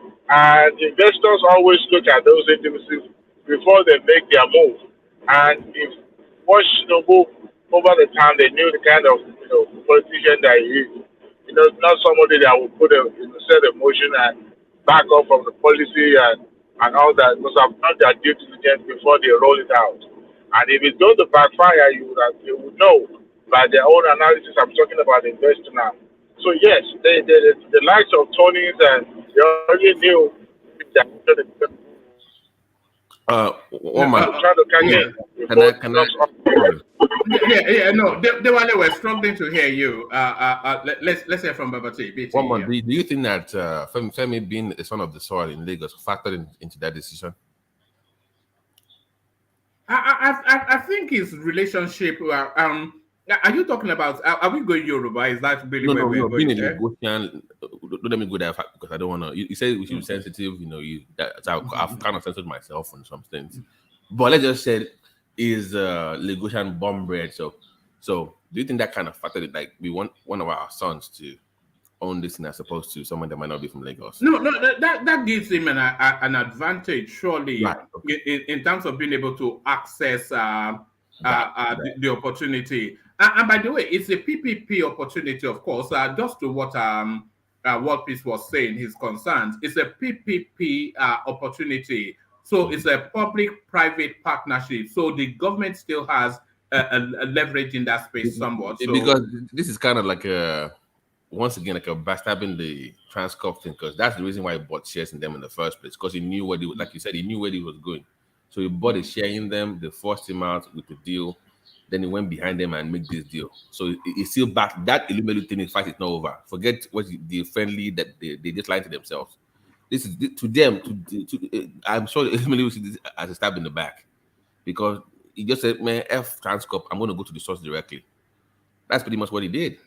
No, he's looking for that stab back. You can be sure of that. Yeah, they're going to keep. And guess what? It is good for the consumer. If they are competing like this, it's good for us. You build more plants, you become competitive. It's all what we want as a country. They build more plants. That one is building 965. You build 1,000. That one builds 400. Before we know it, we are already at 100,000. So that competition is a healthy competition. But has Otedola not taken victory with this move now? It's not Because, over yet. It's not over yet. If he owns electricity in Lagos, what else can Lumelu get that would come close? Because it will now boil down to how much funds can you bring to invest in generating distribution. Now, Lumelu is a bank, it's in the banking sector. So it can raise funds, right? So he can buy shares in his company to get back at him, buy back more shares in his company, then be part of, like, I want to buy 10% in Femi's company as a friend. Then you get a seat on the board, then you play the game. Is the same game he played with you in Transcorp that forced you to give him 2 seats in your own Transcorp. Play the same game with him too. You buy shares in his company because this has to be a public. Femi doesn't have that kind of money, so eventually it's going to be a public PL. Yeah, but you know what, yeah. The same thing he did with the Transcorp issue, the same thing he did in the UBA there. Right. So play the same game back. But I'm saying, Diwali, it is good for the consumer, right? It is good for us. Yeah, but as a matter of fact, the other investors are the ones that I'm actually worried about. Because if that is the case, it has a tendency of monopolizing any sector that it belongs. When he got to UBA, he bought back every single shares of those smaller. It made money, though. It made money. I mean, in the business world, you consider as the fast move. But some of those smaller investors, today, some of them, they forgive him, and they believe that Akim must have, be the one that enables him or give him that leverage, because once Akim left, it became Bukwero. Yeah, but because it forced Elumelu to float more shares to be competitive, that made the value of the smaller people, like they had to buy more stocks to leverage that. I get the point. But I'm saying in the power sector, I prefer the big boys fighting for position than having little ones come around. They are the ones that can raise funds. The more they fight, they buy back more shares, they expand, they put it open. I can even buy shares just to keep this fight going. Is good for, once again, one man, is good for the consumer, and I'm so happy about this. And then fight it that they build more power plants, become competitive, and the people enjoy it. So it's good for Lagosians. It's good. You think that would drive the price down in terms of no, the consumer? Initially, no. But this is PPP. It will affect price. Government will not sit back and watch it. It's for the bottom line, but at the end of the day, government is still going to try to regulate the sector. Let me clarify one man. Is it going to be involved in all the 3 phases, or is it just so it's going to be generation, distribution, and I'm trying to clarify here. Transmission, yes. From the reading of it, it's going to be involved in the 3 phases. That means it has to float the company as a public company, because people have to buy shares. I don't think it has the money to nah. I don't think it should be allowed to distribute. Transmission, generate and transmission, yes, but distribution should be left for, break it down to other smaller companies. They were for those useless discos and ciscos, those useless ones. It's what you sell to them. Look at the way it is here in America. No. Find somebody else. Those discos and ciscos that they cannot do. No. I disagree with you as well, Dewale, somewhat, because for this thing to work efficiently, then all of the processes is better if it's in-house. So if one company handles the generation, transmission, and distribution, they can synergize better than having different companies handling different processes in the field. That's just an additional layer of bureaucracy, isn't it? I believe that could become monopolistic in nature, where only a single person controls the space of generating, transmission, and distribution. To me, I don't think how that is going to expand that sector. Is the chairman of the board. It will have majority shares, but not sole control. You remember, Lagos will also have sit on the board of that company. So they have a I mean, look at the way it is done here. You have one single company that is generating and also involved in a transmission. However, you have another, even up to the retailing company that is, you fell for the trick in America. Let me tell you one secret in America. I mean, that is the standard for the open market. Wait, America. Those small companies, they are the same company, just different names. Trust me. They are the same company. It's just gimmick. Are you serious? I'm telling you, it's all the same company. It's not like it's a long story, but trust me, it's like T-Mobile will say, "Oh, we don't compromise, but you can have cricket." Who owns cricket? Is it T-Mobile now? Who owns Boost? By the way, I'm looking for Babalawo. The company that I'm using right now, I need to put the cost on them. The cost of electricity right now is do you use like low. Can you go look up? But is that not the result? Is that not the spill out of the Russia-Ukrainian war? If you are looking for not really. When it gets for real, I'm actually looking for real. Because let me give you a once you get to this, go ahead. Summertime is always not a joke. I know you live in Texas. Do you have Reliant Energy? Reliant, Diwali? I was using them before, but when I relocated, when I moved, they were not servicing my area. So here's the trick. You will go back to them, right? So for the first 3 months that you are with them, you will use the least amount of your whatever you are using. Don't use any. Just try to lower everything for 3 months. I don't even use 1,000 kilowatts. Hold on, Dewale. Hold on, BT. Let's bring OVA into the conversation. So now, OVA, this PPP deal by Otedola with the Lagos State government.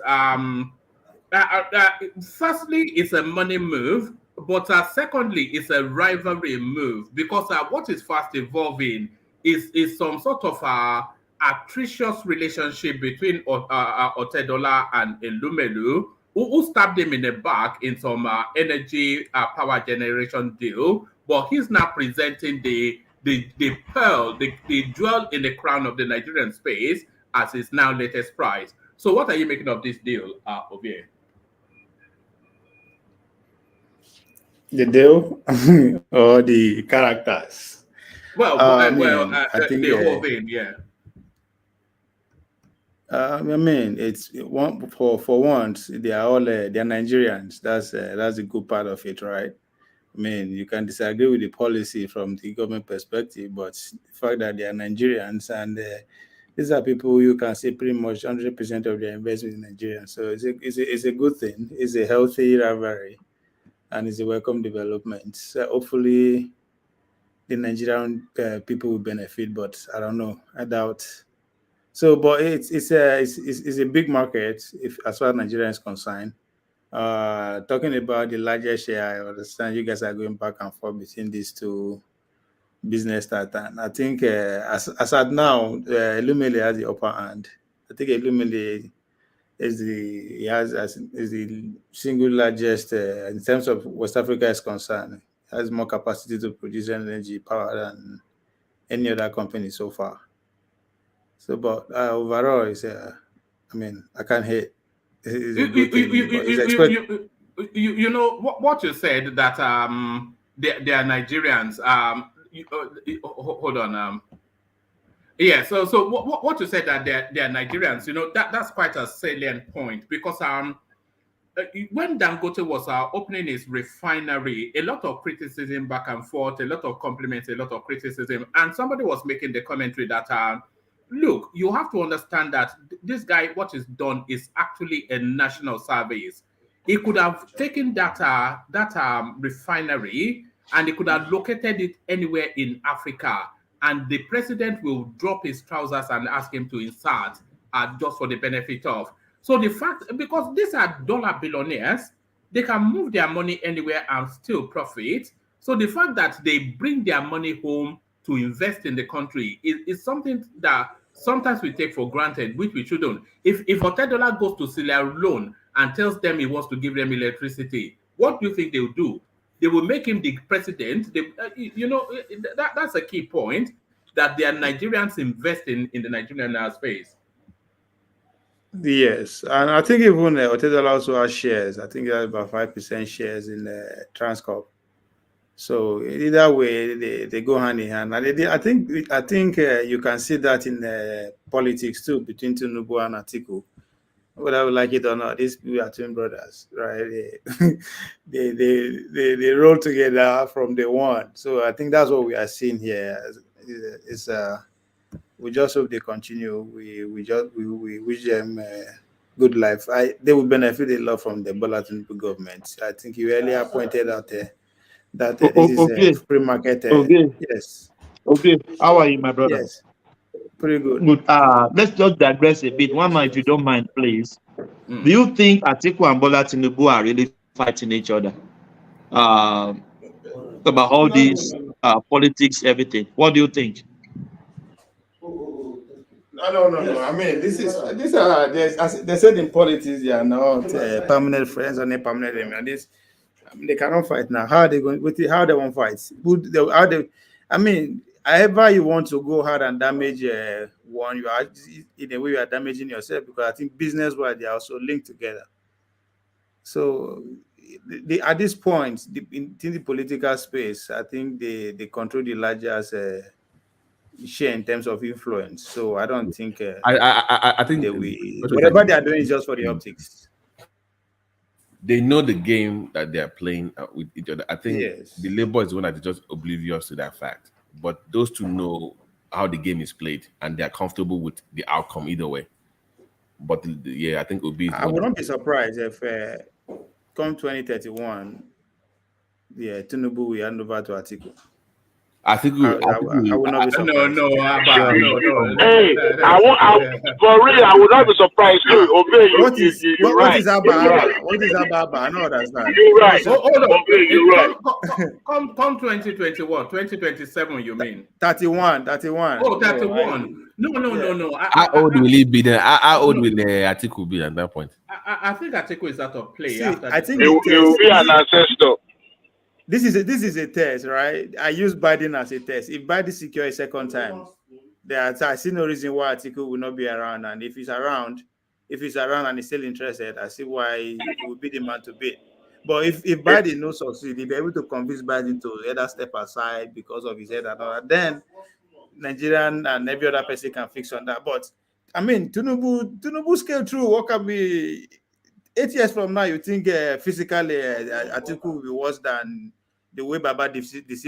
I've got three names. I've got three names that are Tinubu likely to hand over to in 2031, and I'll be surprised if it's outside of those three names. Either Kashim Shettima or Kwakwanso or El Rufai. I cannot say outside those three names. Why do you miss why you miss NSA? Ribadu, they don't test them before now. You don't forget. Ribadu is not. Is it strong enough? He ran him before. He ran in 2007. Don't forget that. Tinubu tested him. Yeah. And how did he do? He doesn't have national appeal now. He's not going to win. Unless it builds his name on that. It's not going to win. You're talking about trust here. This guy would rather give it to as far as I'm concerned. I think the way I'm saying it is, if you put him, Erufai, and who again did you mention? Okay, Kumpo. So who is he going to trust among these people? Of course, he will trust Ribadu more. No, I think he would trust. I think he would trust Shettima more. Okay, now look at the national appeal between Shettima and Ribadu. Who's going to have the national appeal?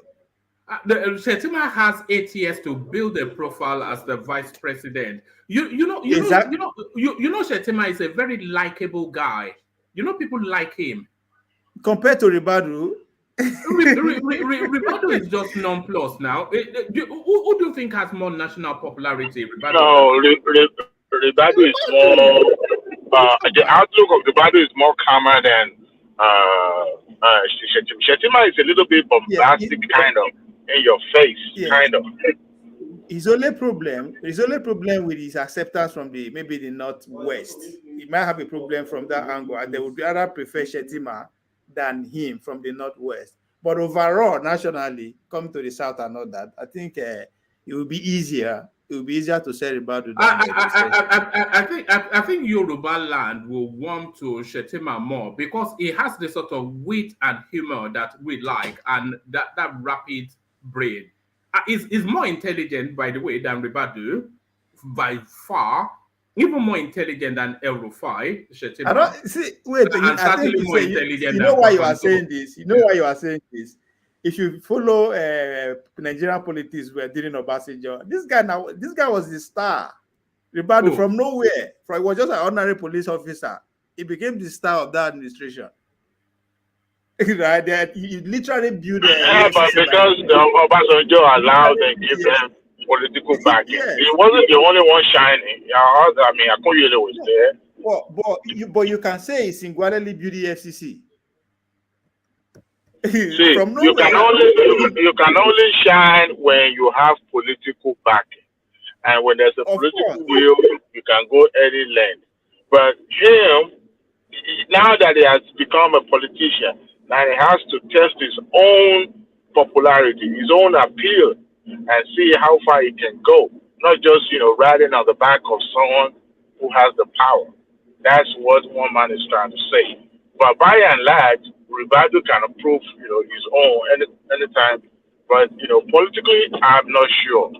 That's what I'm not sure. Don't forget that. Don't forget that. Bola Tinubu, if everything is going well for him health-wise, say he's still very much around, like knowing everything that is going on just as it is now in 8 years' time, he will not be like a Buhari. He will have influence on who is going to succeed him. The guy will do it just like Obasanjo. It might not be in our face like Obasanjo did, but this guy will do everything to make sure whoever succeeds him, he single-handedly or to some extent he has the larger say. That's what Tinubu. The guy no go be now. You are dealing with a politician now, no be before. And in terms of legacy, because after what we have experienced with Buhari, I don't think we have to be careful who we pick from the north the next time. It has to be a modernistic, future-looking sort of a person, not a conservative oligarch like we had with Buhari. So it has to be somebody that is contemporaneous, modern in thought, liberal in view, but still holding on to his religion and culture. So all of that encapsulated in somebody like Shetima. But I've never really considered Ribadu as a potential anything.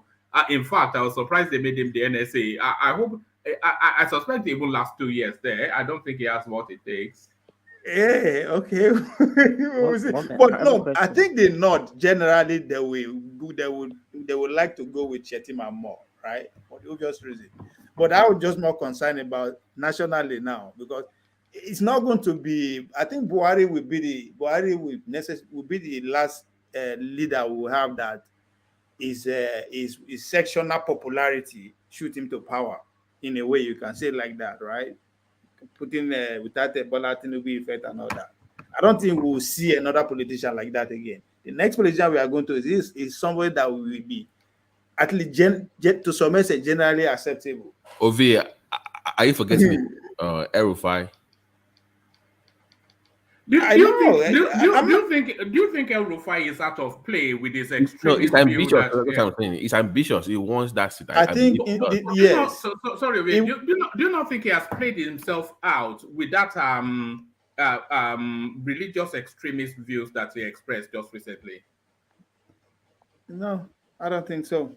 Because I think he's doing that because the point here, I know in the next 8 years, is now the North turn, right? Just as before the South side. So it is their turn. Now, he is first thing first, you have to win. He has to win the North over. Every other part of the country now will do it later. So as far as I'm concerned, I think that the North will be at peace with Shetima more than even the El-Rufai, with among the two of them. El-Rufai will be, he's going to work. He's working hard. He don't start at the same for everywhere now. He's making move. He's going to work hard, even more harder than Tinubu work if he if luck they inside at all, he has to work harder than Tinubu. I don't know where he has. If El He has Rufai that. doesn't get if he doesn't get a portfolio, he's finished. If he doesn't get a portfolio with and I doubt if he will. No, I would say if he accept a portfolio, is finished. I would say if he rather send somebody to send any of his boys to take it. But Tinubu don't say standard, man. You think Bola Tinubu staying out of pretty much any position for that since he get out of Lagos? No advantage, no day. There's little you can hold him down on. You can only hold him down to 5 years ago, 20 years ago, 30 years ago. There's an advantage to that. So if you collect portfolio, yeah, it might be a person like him is not necessarily looking for name recognition. Now, to some extent, is known, right? But he just need to convince people that we put money into his campaign. Say yes, I can do it. You just said now that sectional politics is out of play, and I somewhat agree, especially with the reforms in the electoral. We don't start tightening up our processes now. Really, whoever emerges, especially in 2027, by the way, Tinubu will rig himself back in. But whoever emerges in 2031 will be a good reflection of the will of the people. And El Rufai does not have appeal in the South. They don't like him. They don't trust him. The same thing is not the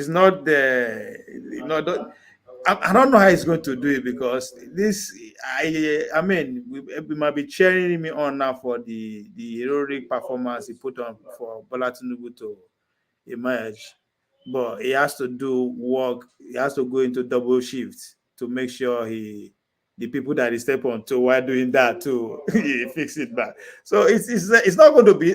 He understand though, so I will not write him out. He understand what is ahead of him. He know what to do, but whether he has what it takes is what I don't know. But if Bola Tinubu is with him all the way, fine. Whoever the president is with all the way will be a little bit more easier for that person, because as I said, Tinubu now politician, as you said, it's not about stealing money for him at this point. It's about solidifying his empire or whatever that it is. It's about power now, and he don't get that. So how long can he keep that power is what he's going to do.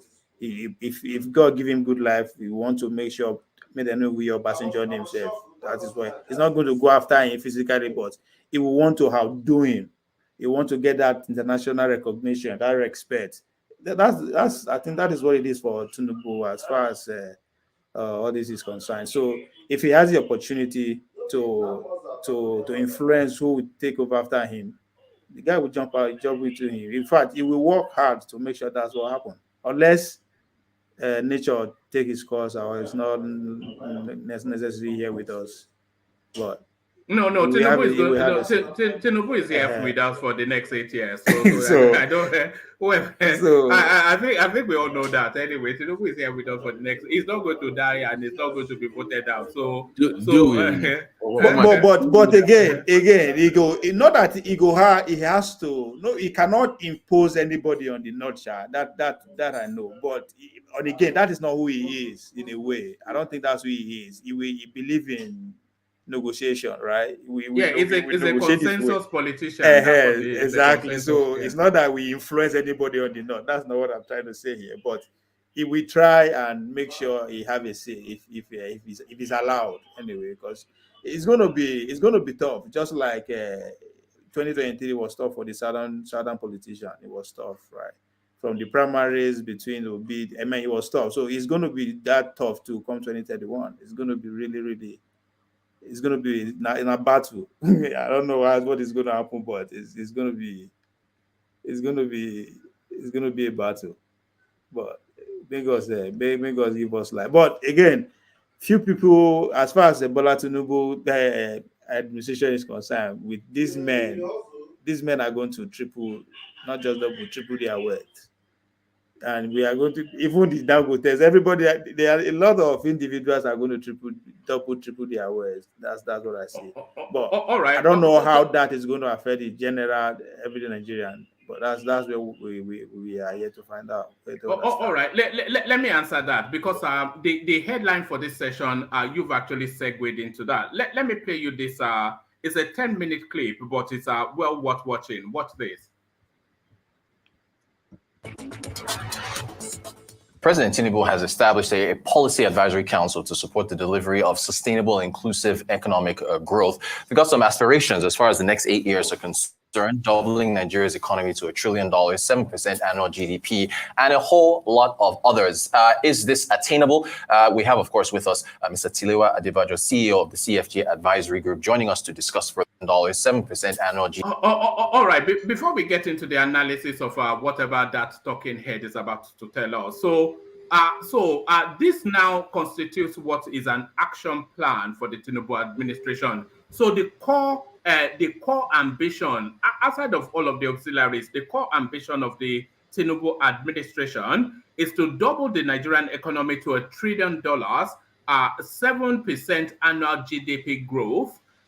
Lift 100 million. I wonder why they all said this. Buhari made that promise, and rather than lift anybody, he plummeted them even into more poverty. Lift 100 million people out of poverty, create 50 million new jobs, deliver sustained inclusive growth.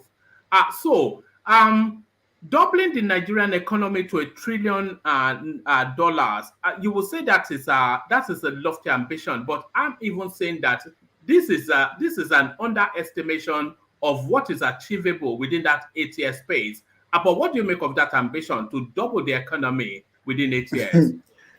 I mean, I can only wait to see it happen. I don't know how. I won't put my money on that, right? The only thing the only sector, about the only group of people that know that would double their wealth is the billionaires among us. We might have new ones more, but the ones we have now will double. But the economy go up to $1 trillion. That's very ambitious. That's a good target. All right. Right now we are what? We are 400 and 500, right? Hold on. Ovie, can you hear me? Hold on. You said the billionaires will double their wealth. Stay there. So if they double their wealth, is that through corrupt practices or through investment in the Nigerian space? No. It's going to be through investment. You call it free market, but that's the growth, isn't it? That's where the trillion is coming from. Yeah.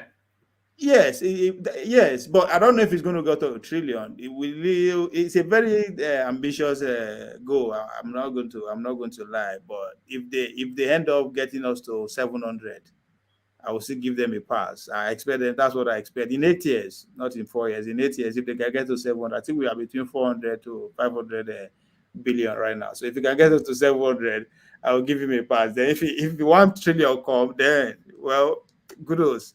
But it's going to come from a very controlled investment, even though they call them you call them free market, right? It's very only people who get the money now go fit take advantage of what is coming or what is already here.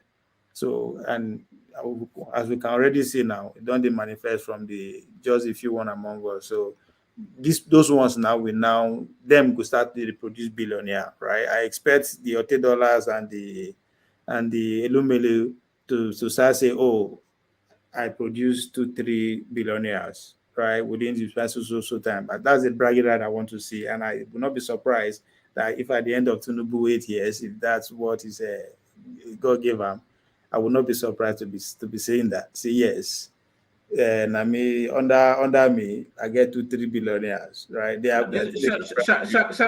Shall I tell you why I feel this is under ambitious?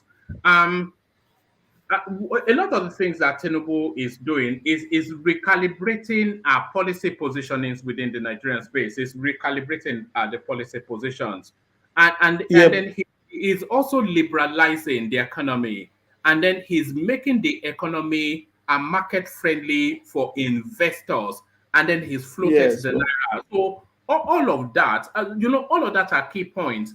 So if you already saw it with $100 investing in with the African Bank coming in. So you see all of these big monies coming into big spaces within because Nigeria is the next. Yes, but I agree with you, one man, but it's still what are their what is it? How is they've not tell us how this is going to actual how the middle class is going to benefit, how the ordinary, because we also have to improve the bargaining power of every Nigerian for you to actually get to that point that we are aiming, right? You can invest all you want if the security is not there for people to actually be confidence enough to say, okay, I want to come and tap into this power plant that this guy is bringing. How do I be a subcontractor to my village, to my social community, or to Kano, or to anybody? How do I do that if there's no security, right?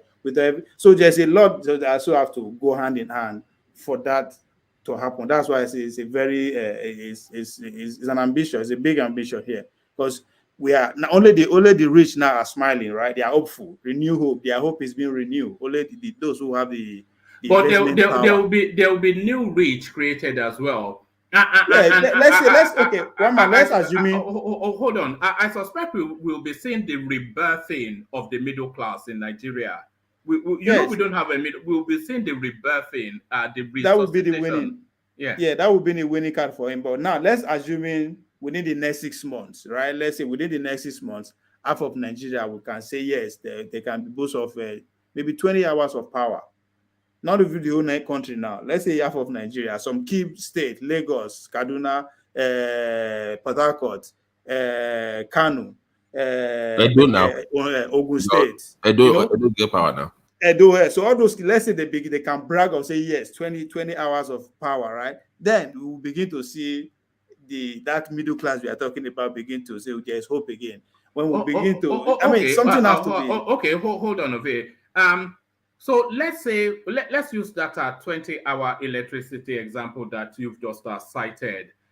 If we had 20 hours electricity supply that is consistent and is reliable and predictable, how does that impact on the economy? How does that impact on the economy? And put a dollar figure to it as well. Yeah. Okay, now the dollar figure to the general, how much you increase the GDP, or yes, is that what you are asking for? Yes. For over a period of 4 years? No, over a 12-month period, a 12 to 24-month period. Okay, let's say 12 to 24-month period. We have that 20 hours light. We have security. There's confidence now. I can decide to leave Lagos to go to Kano 2 a.m. in the morning and go to that places and like I don't have a fear that anything is going to happen to me. People can go to farm and actually farm. Now, that means even Lagos, just they use Lagos as an example, what will happen? The life will be back again, right? The nightlife will rejuvenate, the small business, the barber, everybody will be up and doing without necessarily saying, I don't get job. That's in Nigeria, I know. Thank God for internet, right? Youth will be busy again. Target could be more. Now, within the space of that 2 years, I expect our GDP, if we declare let's say we declare 400 billion as we are now, I would expect it to be about 5.5 to 6 billion within the next 2 years. If we get this, if the economy can be stable like that, power and security. With all this money that is coming in, like from the investors, right? Yes. That's why I said it's a bit under ambitious. If they had that a predictable electricity and that is consistent and constant, I think that is the 1 trillion naira dollar mark right there. That's the 1 trillion, because you have more and more factories springing up in Nigeria, and then you have an export base propelling out of Nigeria. You already have a cheap labor force. So if you combine all of those and you have a mass of a population, if you combine all of those, that's already the $1 trillion right there, is it not? Yeah, well, again, as I say, if they achieve, I'm fine, but it's I don't. You don't say it. It's just I don't know. This is just too much expectation. I don't want to be disappointed. I want to just be. Me, I follow them from back. I will celebrate every little achievement rather than expect so much. And because man, na power game, yeah, man. Because again, the focus now, how do we win our election? That's the focus. So who are they going to appease? They appease those that we have money to support them, not necessarily people who will vote for them. So that's where the greed come. And if those people are greedy individuals, right, they rather still to make their money because they know they will still come back again. So I factor all those things too. That's why I'm not expecting so much, right? They can be because so far the moves, everything is doing is the moves like seems to be very encouraging for the investors, right? For the investors. But with the people that we patronize, the investors are still waiting, are still being so how can they bridge that gap?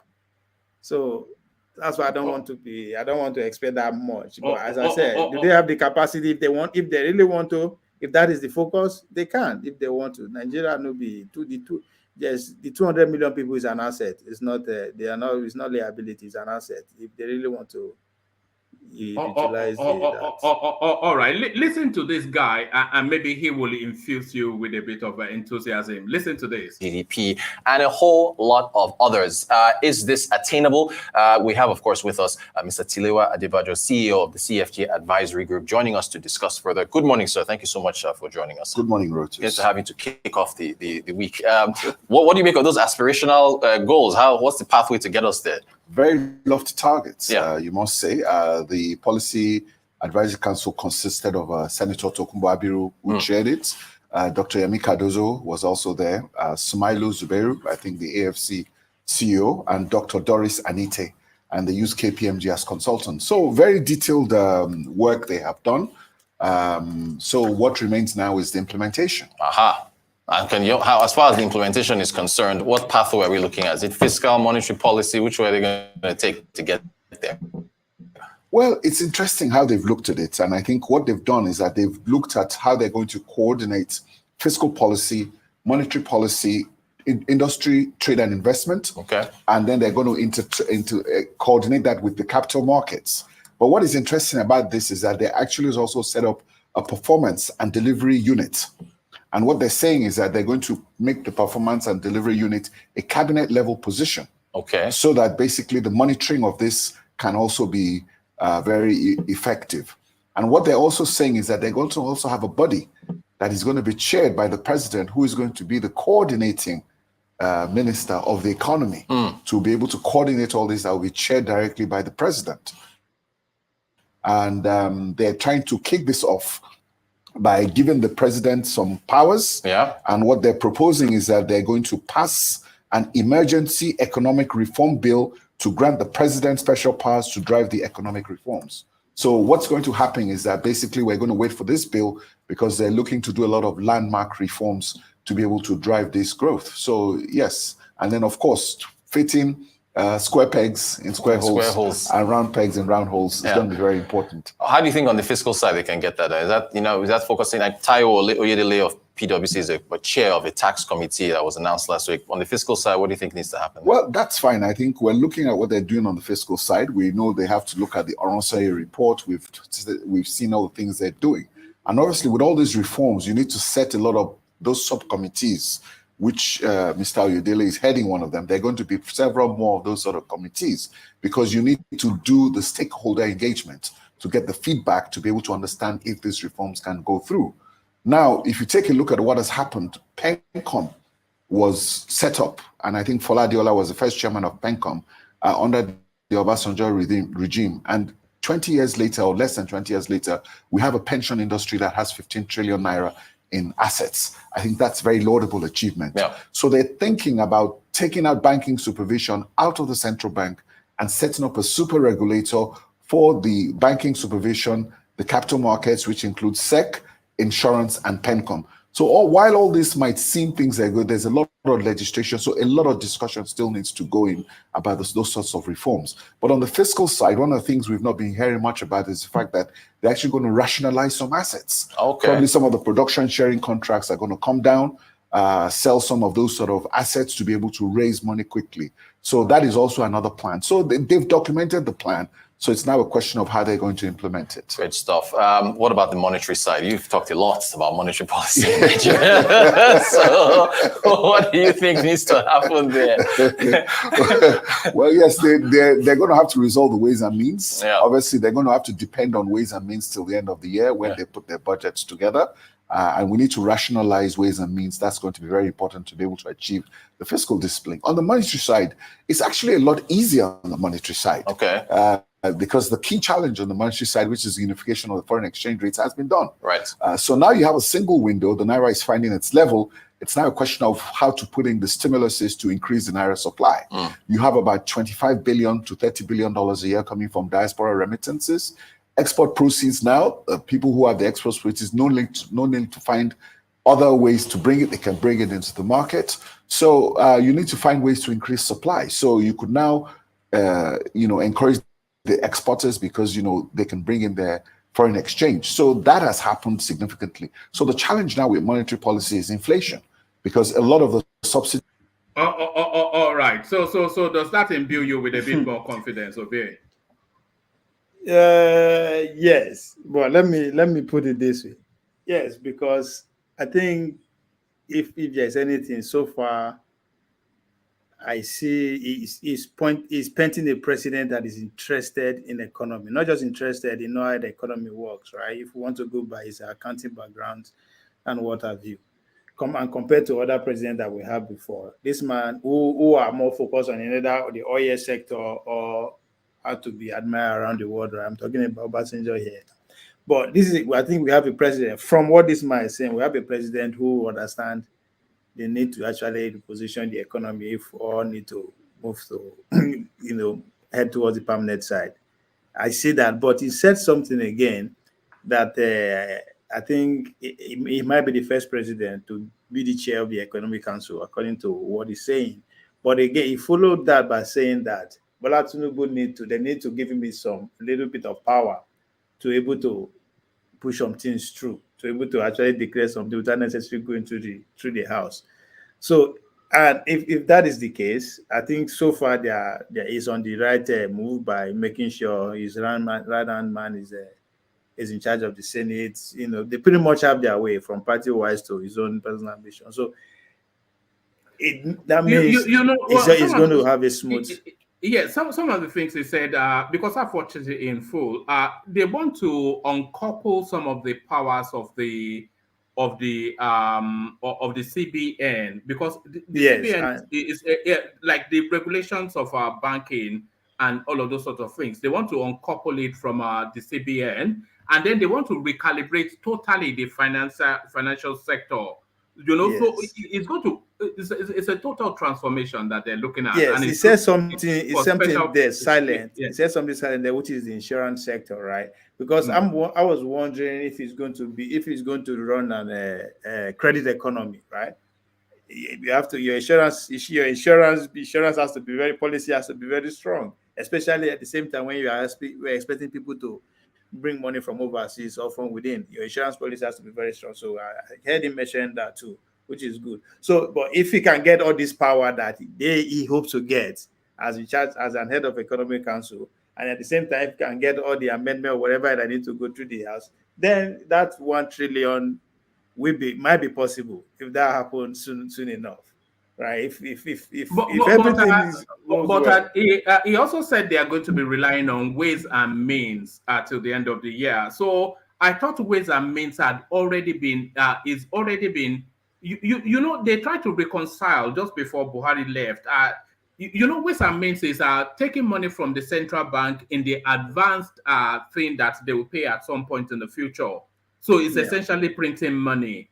So do you approve of that they should be resorting to ways and means, or should it be a belt tightening until the money comes in? There have to be a better when the money comes in now. That's how you have to encourage celebrate prudency. If you make it easy for people to just come in and go with money like that, then there's no discipline, and before you know, they become entitled if it's not coming as as they expect to be. They became grudge. I think that's what kept him Emefiele there, is because I was wondering how he's able to start two different government, a PDP and APC, but he's still there. So is yes, if they go with that, that would be a step in the right direction. But again, all this now, these are sweet, yeah. Now lyrics, these are lyrics. Until I begin see action and I begin see the effect, then I will, I will, I will hop on the bandwagon. If you do say you say they are lyrics, but on paper it sounds good. If they are able to implement all of these plans, is there the danger that Tinubu will come out of this the best president that Nigeria has ever had, and probably even the greatest African that has ever lived? Guy, one man, I tell you, they overreach. Greatest Africa ever live. Go read about Mandela, the way they take carry that man, even though, anyway, that's it. But no, best president, I don't know, because the truth is that I don't think whatever Tinubu do now, it will still be better than the past administration. That is, if everything go well, all right, it will better than past administration. Automatically be better than the one before, which is about. Yes, I will rate him that. But again, before we can actually be giving that to other thing has to come to play too. I mean, the economy is doing fine if it's serving everybody fine, but there are other things too, because Obasanjo in a way actually did well because we are coming from military regime, but he ceded our part of our country way back as so that to me destroy his Yeah, whole. you are still holding that against him. You know that was how you came on this platform all those years ago, fighting the Bakassi fight. No, but how are you going to? Are you still How fighting are the you going Bakassi? to feel? How are you going to feel? You give your son 5-bedroom house, right? You go make it just manager for 8 years. You come back, the house don't turn to 4-bedroom. Are you going to be proud? That's exactly what happened. I go see that our land away. There are people. No, that's exactly what happened. So how can I forgive her for that? That's his number one job: protect our territory. And you're a military man, for God's sake. You should understand the territorial importance than any other person. Well, but that by the side, yes, if Tinubu, I mean, everybody is feeling it right now, right? So if he, even as small he do say, we will see president. But if he actually take this economy to 1 trillion, and guess what? And that idea of middle class can be visible to everybody, right? I know everybody cannot be lifted out of poverty, right? I don't even want to put millions numbers to it. If you can do it, in fact, make electricity okay. I think if you can even do that one, make electricity okay. Nigeria will rate you high above every other president, and I think anybody that will put that off, doesn't matter who passed the law.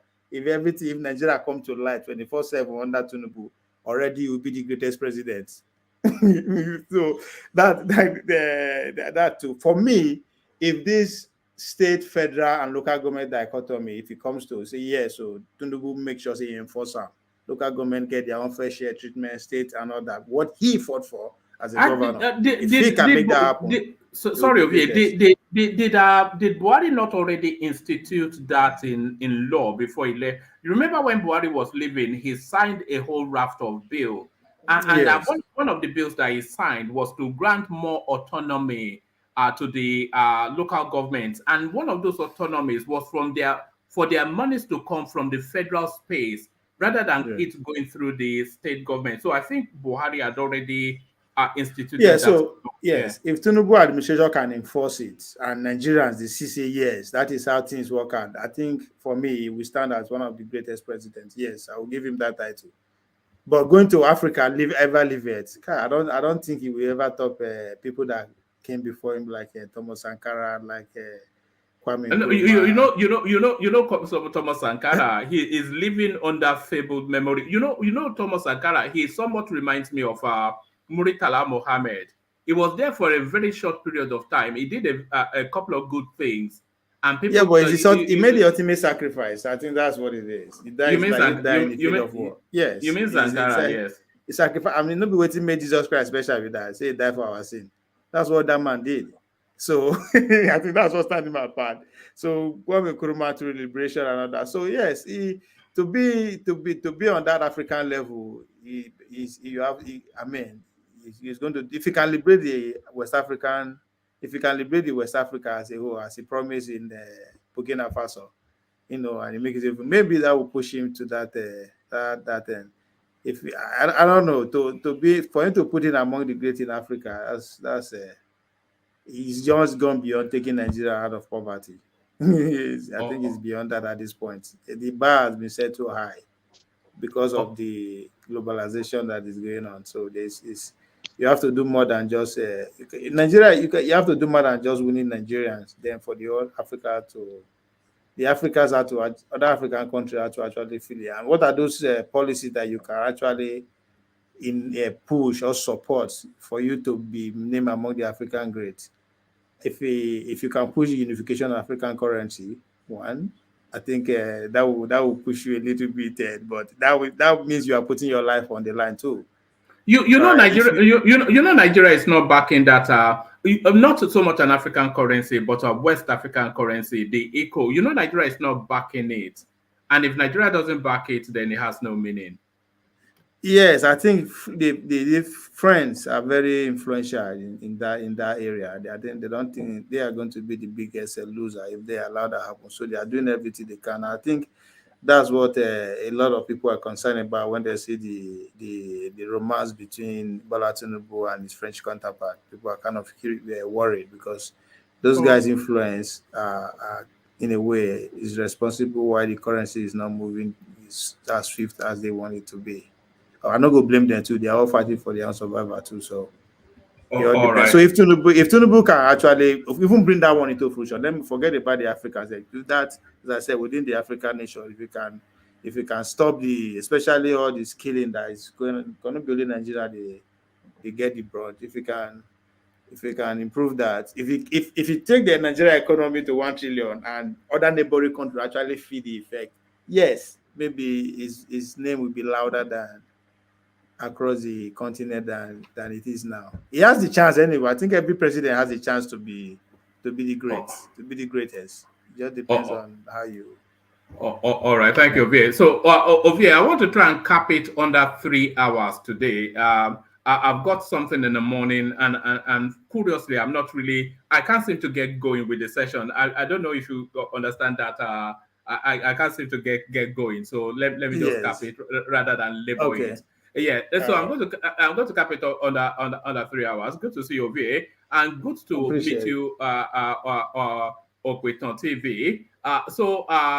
Just a